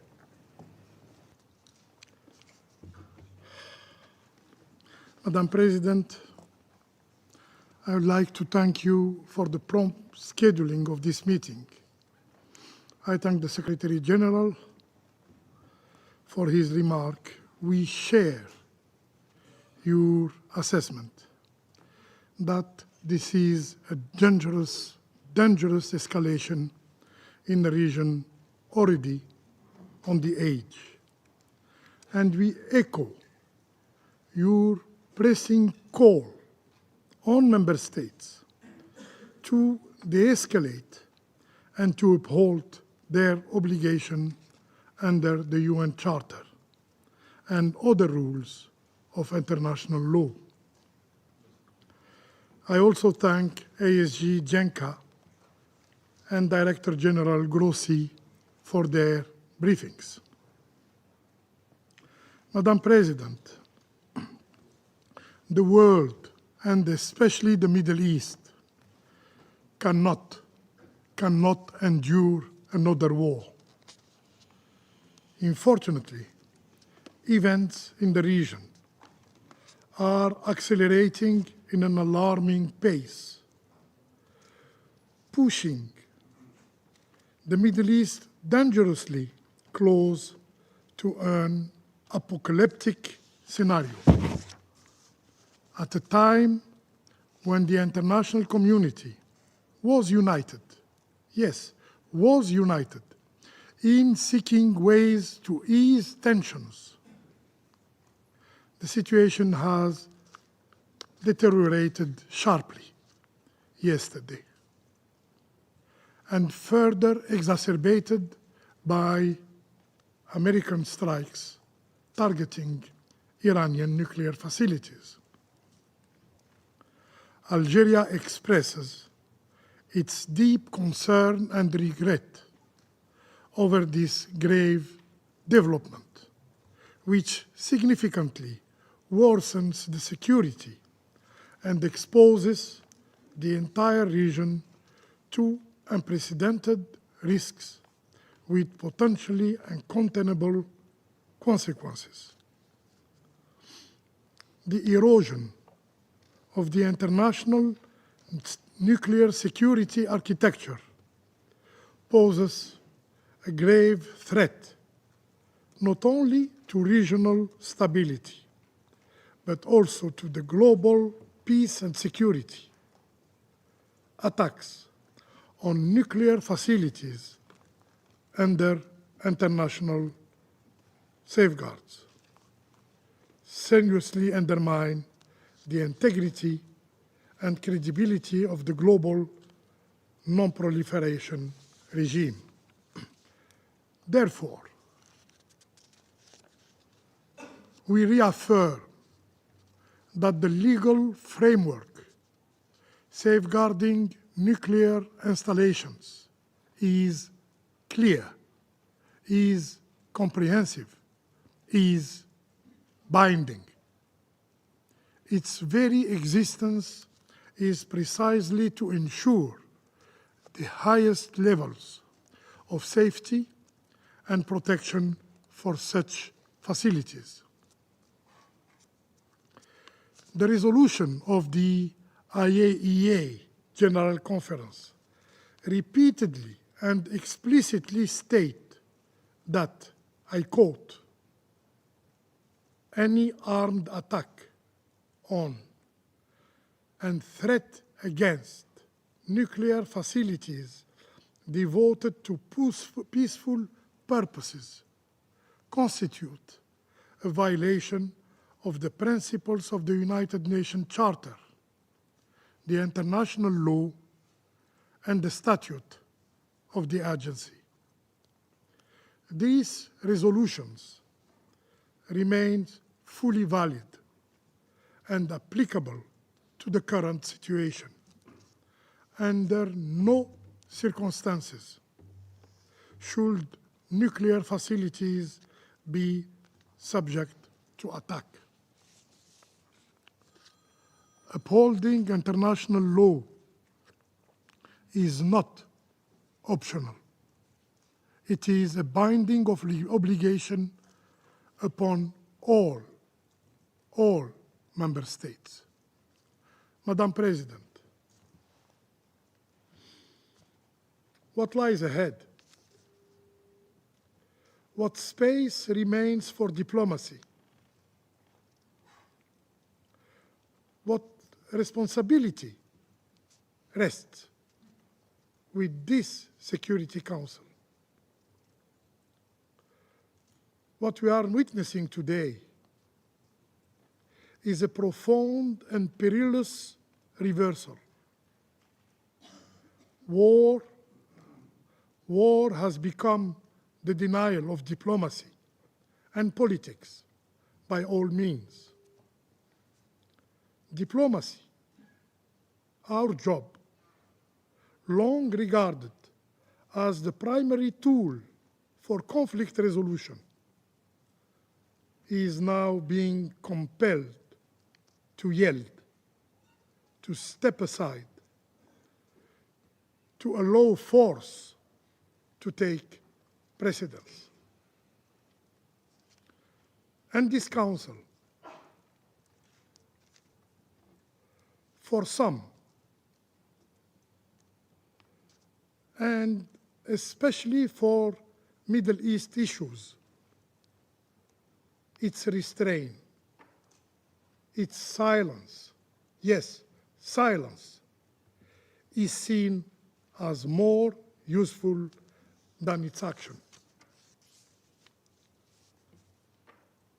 What then of negotiation, of agreements, of the essence of the United Nations, its charter, its principles, and of international law? They too are being bypassed, negated, disregarded, and finally, discredited.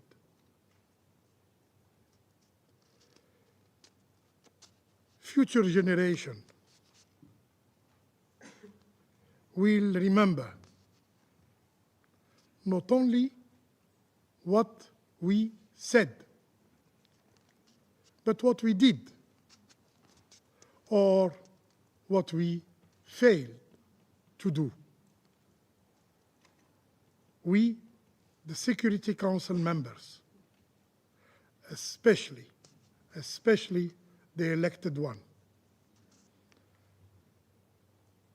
Madam President, to reaffirm Algeria's position clearly, the only viable path forward is a return to diplomacy, an approach rooted in international legality, the principles of the United Nations Charter, and the pursuit of a peaceful resolution. We must collectively draw on the lessons of the region's painful history, which clearly shows that military solutions have never succeeded in resolving its complex challenges. Algeria reiterates again its firm call for an immediate ceasefire, a return to the negotiating table, and a sincere commitment by all concerned parties to finding a peaceful and negotiated solution to the Iranian nuclear issue, including the lifting of sanctions. Should I remind what the Charter clearly states? I quote, "All members shall settle their international dispute by peaceful means." End of quote. I thank you. I thank the representative of Algeria for his statement. I shall now make a statement in my capacity as representative of Guyana. I thank you, Secretary General Antonio Guterres, for your presence here today and for your remarks. I also express our appreciation to Assistant Secretary General Miroslav Jenča and IAEA Director General Grossi for responding swiftly to our urgent request to brief the Security Council. Colleagues, just 2 days ago, we met in these chambers and made urgent calls for diplomacy and de-escalation in relation to the ongoing conflict between Israel and Iran. The Secretary General appealed to give peace a chance, and many of us echoed that call. Guyana, like so many other countries, including on this Council, has consistently called for Israel and Iran to exercise maximum restraint and to avoid any miscalculations that would further plunge the region into deeper crisis. Colleagues, for months, we have listened to the increasingly dangerous rhetoric and threats. However, what we need at this time is leadership and diplomacy. In this context, Guyana offers the following considerations. First, what is unfolding in the Middle East concerns us all. We must renew our calls for de-escalation and urge the concerned parties to step back and return to diplomacy and dialogue. We call on influential states to encourage the parties in this direction. Resist the temptation to fan the flames of conflict, given the potentially grave humanitarian and security impacts, as well as the attendant effects on global trade, including oil prices and food security. Second, We urge the members of this Council to urgently address the grave threat posed by this conflict to international peace and security, to uphold their obligations under the UN Charter, and take decisive action to end the hostilities. We must ensure that the parties avoid being trapped in a retaliatory tit-for-tat loop of violence that undermines regional and global peace and security. Finally, the headwinds we face are indeed testing our collective resolve. Guyana reiterates its call for all parties to abide by the principles of the United Nations Charter and to respect and uphold international humanitarian law, particularly the principles of distinction, proportionality, and precaution, and ensure the protection of civilians and civilian objects.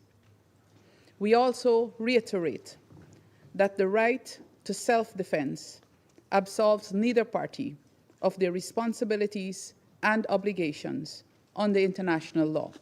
I thank you. I resume my function as President of the Council.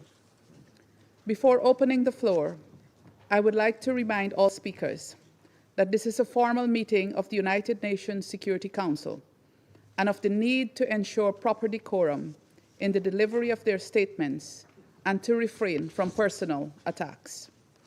I now give the floor to the representative of the Islamic Republic of Iran. Thank you. In the name of God, the compassionate, the merciful, thank you, Madam President, for your valuable effort to promptly convening this emergency meeting in your capacity as the President of the Security Council. We welcome the presence of Secretary General at this meeting, and we also listen to the statement made by the ASG, Mr. Jenka. We appreciate all those members who have chosen to stand on the right side of history and thus strongly condemned the act of aggression of the United States and the Israeli regime against my country. Madam President, I address this Council today for the third time since the brutal aggression against my country, first by the Israeli regime on June 13th and now by the United States. I speak with utmost urgency and grave concern on behalf of our people, a peace-loving nation of nearly 100 million people. Today, another stain was recorded in the political history of the United States. After the illegitimate Israeli regime failed to do the worst dirty work, Trump was forced in the early hours of Sunday, June 22, to personally carry out the most sordid part of this vile agenda. Once again, the internationally wanted war criminal Netanyahu succeeded in hijacking U.S. foreign policy, dragging the United States into yet another costly, baseless war. America has once more recklessly chosen to sacrifice its own security merely to safeguard Netanyahu. Once again, the world has witnessed the blatant corruption of the U.S. political system and its leaders. As an independent, peace-seeking nation, the Islamic Republic of Iran had repeatedly warned the warmongering U.S. regime to refrain from stumbling into this quagmire. Even though Iran reserves its full and legitimate right under international law to defend itself against this blatant U.S. aggression and its Israeli proxy, the timing, nature, and the scale of Iran's proportionate response will be decided by its armed forces. Throughout history, the resilient and united Iranian nation has withstood deeper wounded and faced more vicious enemies, and this time too. It will show its dignity, strength, and greatness to the world. Over the past 10 days, the Israeli barbaric assault, the international bodies, including the UN Security Council and the International Atomic Energy Agency, have been provided with all the necessary information and warning. Yet, they have proven once again that the so-called 8 decades-long quest to prevent war and aggression is hollow and powerless in practice. Madam President, history will not forget these tragic days.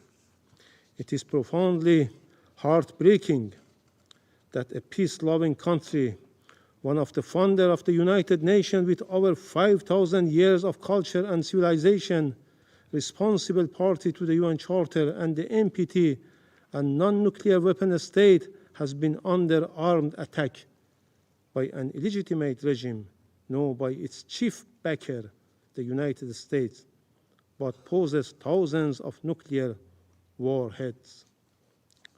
The United States, a permanent member of this council, the depositary of the NPT, and the only state that has ever used nuclear weapons, murdering millions in 2 cities, has now once again resorted to illegal force, waged a war against my country under a fabricated and absurd pretext, preventing Iran from acquiring nuclear weapons.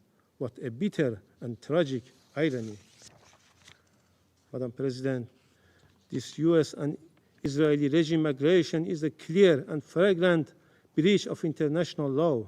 It breaches the preliminary norms of prohibition of aggression and the very fundamental principles enshrined in the UN Charter, namely Article 2.4, which categorically prohibits the threat or use of force against the sovereignty and territorial integrity of any member state.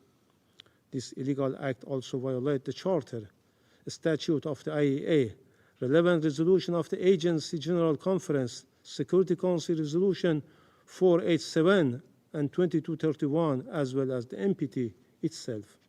Colleagues, while the representative of the United States continues to make baseless accusations against Iran, the international community is well aware of the well-documented and dark record of military intervention, illegal use of force against other sovereign states, and sponsorship of terrorism by the United States in the Middle East and across the world.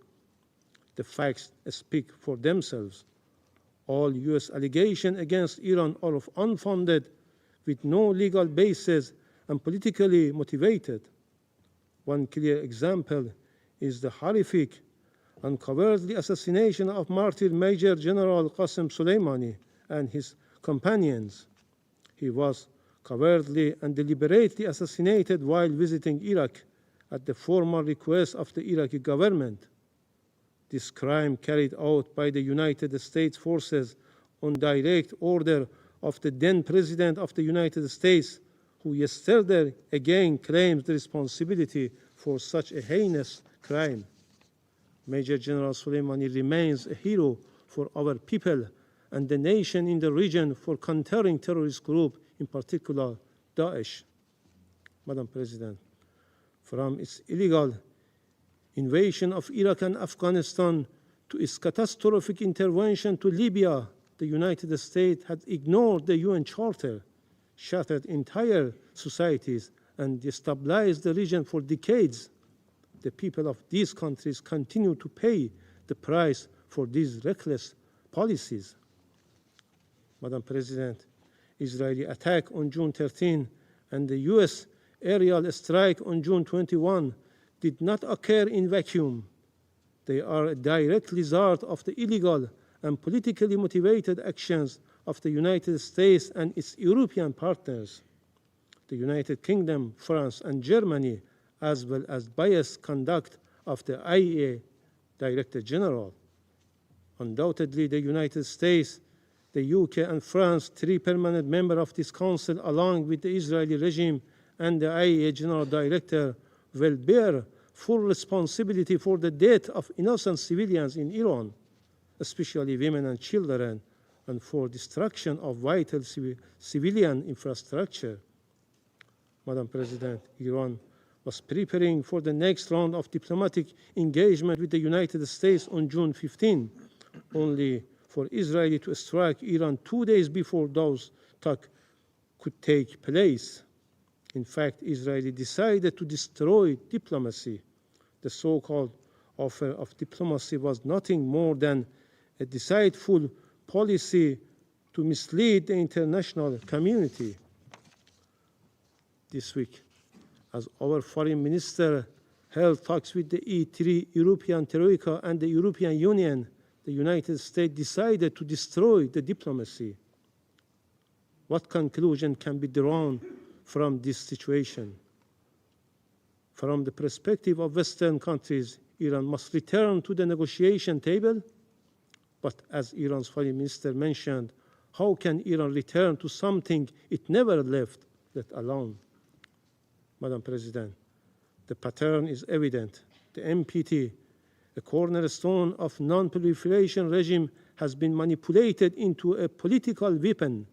Instead of granting parties legitimate right to peaceful nuclear energy, it has been exploited as a pretext for aggression and unlawful action that jeopardize the supreme interest of my country.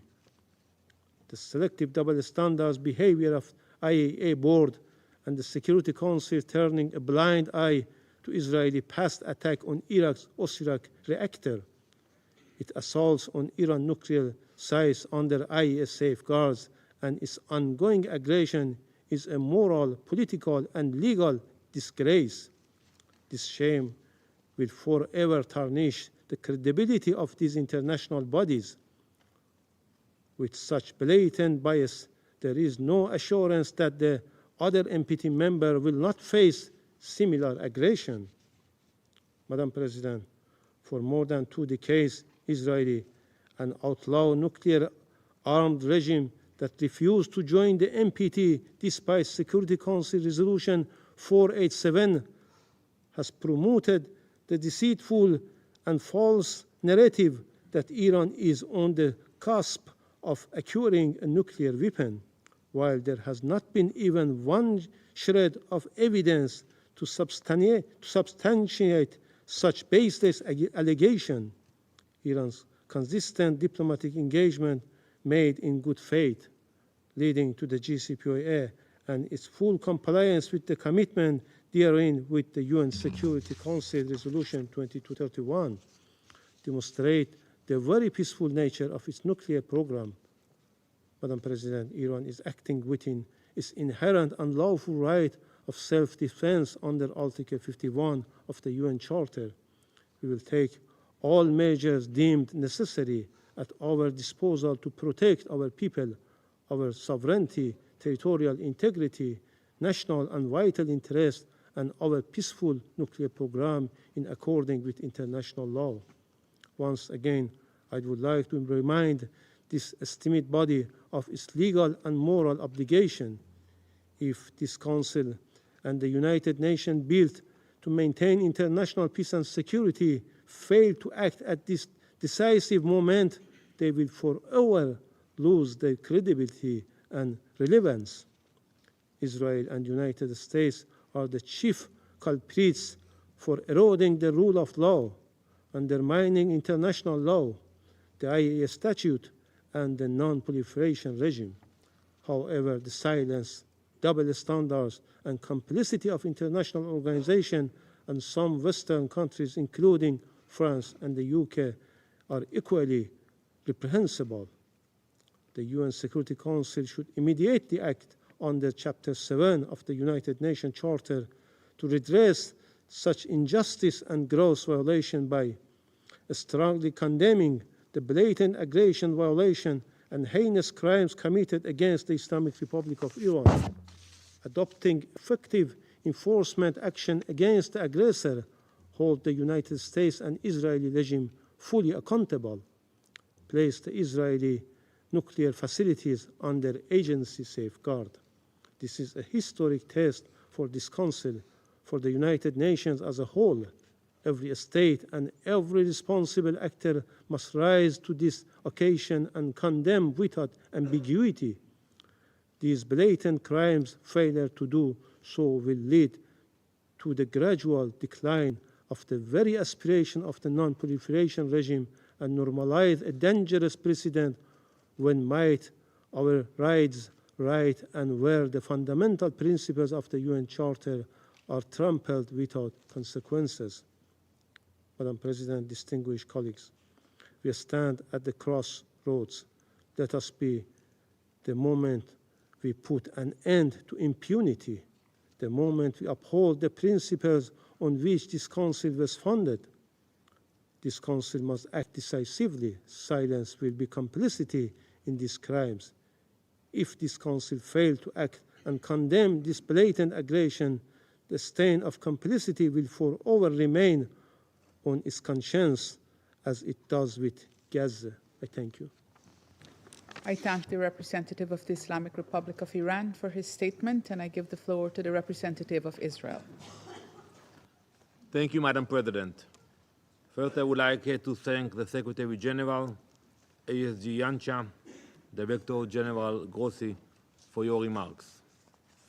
Madam President, last night, history changed. The United States of America struck Iran's nuclear sites at Fordo, Natanz, and Isfahan. The United States, the leader of the free world, removed the greatest existential threat facing the free world. Just like our Operation Rising Lion, this was not a war of choice. This action was a necessity. It was a righteous act for the United States, for Israel, for the Middle East, and for the world. So the entire world should say on record today, here and now, thank you. Thank you to the United States for removing the greatest threat to global security. Thank you, President Trump, for acting when so many hesitated. Thank you for protecting the free world with strength and with moral clarity. Now, some come here to denounce the United States and Israel. So let me ask you, where were you? Where were you when Iran raced toward the bomb? Where were you when it enriched uranium far beyond the point of civilian usage? When it buried entire fortress beneath mountain to prepare for our extermination? Where were you when Iran turned negotiation into theater and deceit into strategy? You were silent. You were complicit. You were afraid. You were bystanders. Months ago, I sat before this council and called for a coalition of the courageous. I called for a coalition with the moral clarity and strength to confront the greatest threat our world has seen since the Second World War. Last night, the leader of the free world acted with that courage. The United States acted, not just for itself, but for every nation that values freedom over radicalism. For every nation whose children deserve to grow up without the shadow of a nuclear disaster hanging over their heads. Now, the world must follow suit. Madam President, we have heard many calls for diplomacy today in this chamber. We have heard the Secretary General calls for de-escalation.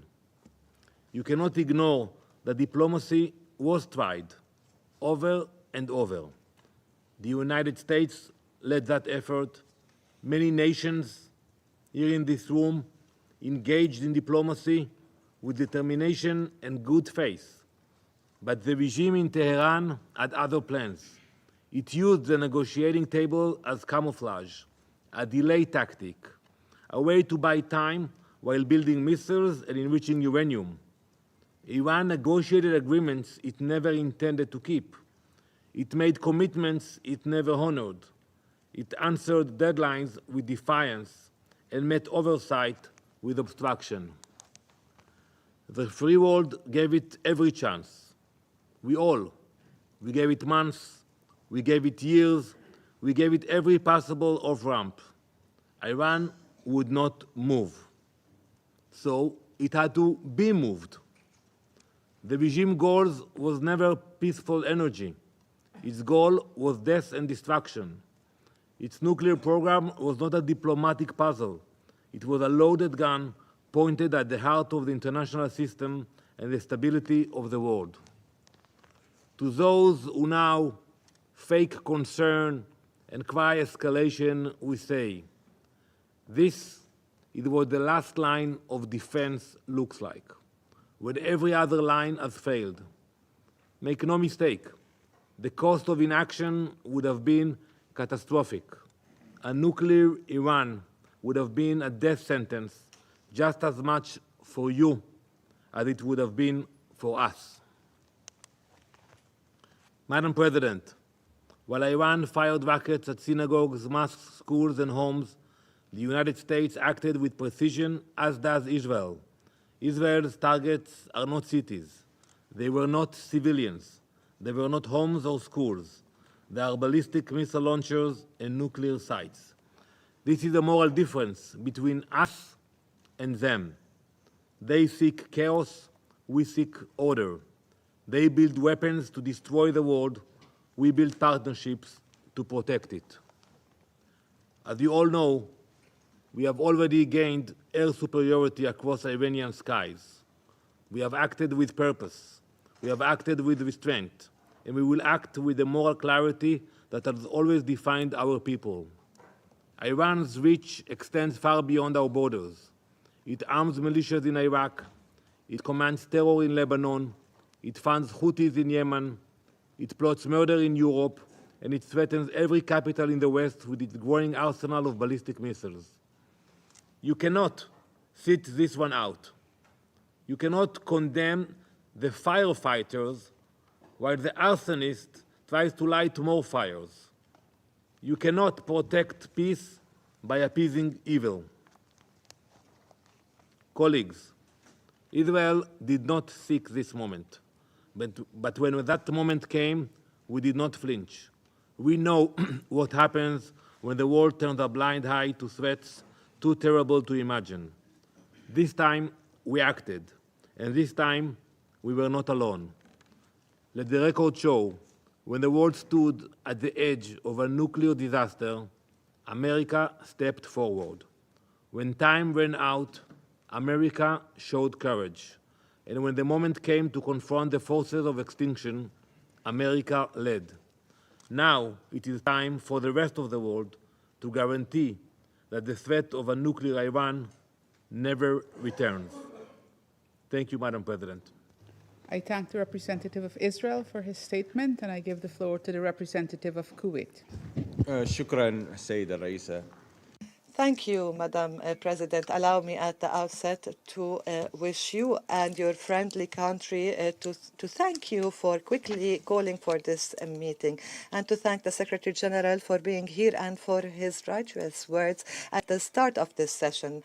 I also thank Mr. Miroslav Jenscha and Mr. Grossi for their valuable briefings.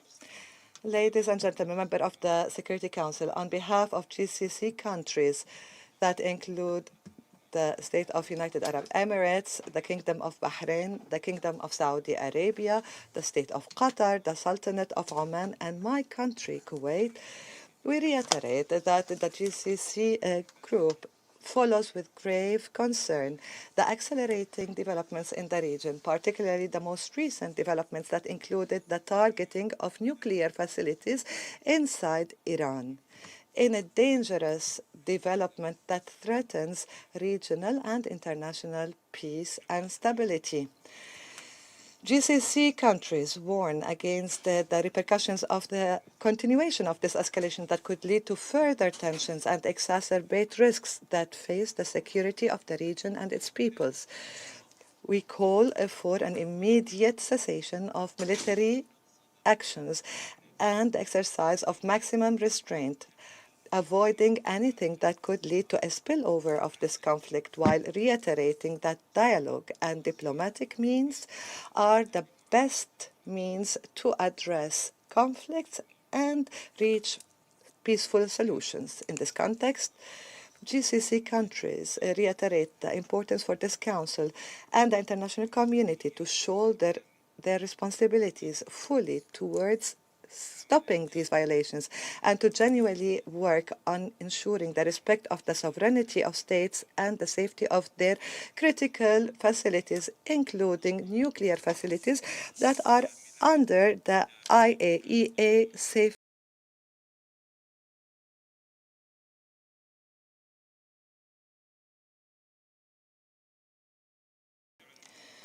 GCC countries express their deep conviction that there needs to give priority to diplomacy and dialogue to settle conflicts and disagreements within comprehensive approaches that achieve stability, prosperity, and justice. And we reiterate the importance of doubling efforts that aim at finding political solutions to put an end to this crisis and open a new page of security and stability in the region. In conclusion, Madam President, GCC countries are firmly committed to support all regional and international efforts aiming at diffusing this crisis and consolidating security and stability and to preserve the interests of peoples in the region and the world. Thank you, Madam President. I thank the representative of Kuwait for his statement, and I now give the floor to the representative of Iraq.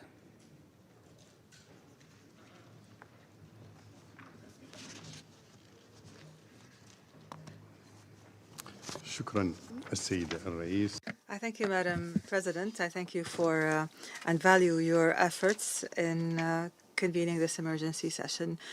We thank His Excellency the Secretary General for participating in this meeting and acknowledging the gravity and the repercussions of the current situation and his calls for de-escalation. We thank the Assistant Secretary General as well as the Director General of the IAEA.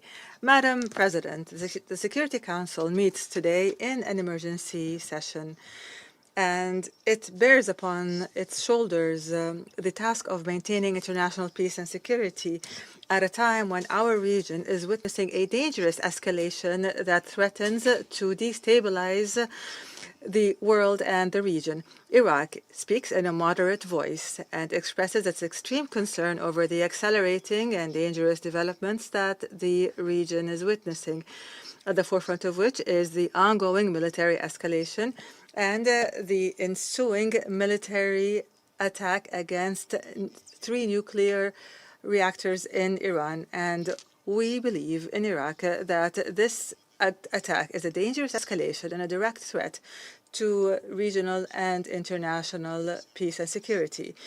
It risks increasing the chances of conflict and the chances of the war expanding as other regional and international parties join the fray with no authorization by the Security Council. This raises serious questions on the respect for the global order that is based on international legitimacy. Madam President, the developments that the region and the current conflict have witnessed is a true test of the rules-based international system that is based on international law and the UN Charter. Unilateral actions that bypass the Security Council weaken the prestige of the international organization and keep the door open to military chaos with unpredictable consequences. Moreover, targeting nuclear facilities, regardless of the disagreements over such facilities, is a dangerous precedent that runs counter to diplomatic efforts that aim to resolve the nuclear file through dialogue and international controls, especially the role of the IAEA in this matter. Iraq confirms that targeting declared nuclear facilities is a dangerous precedent in the non-proliferation regime and the comprehensive safeguards regime, as indicated in the Resolution 487 as well as the IAEA Board of Governance.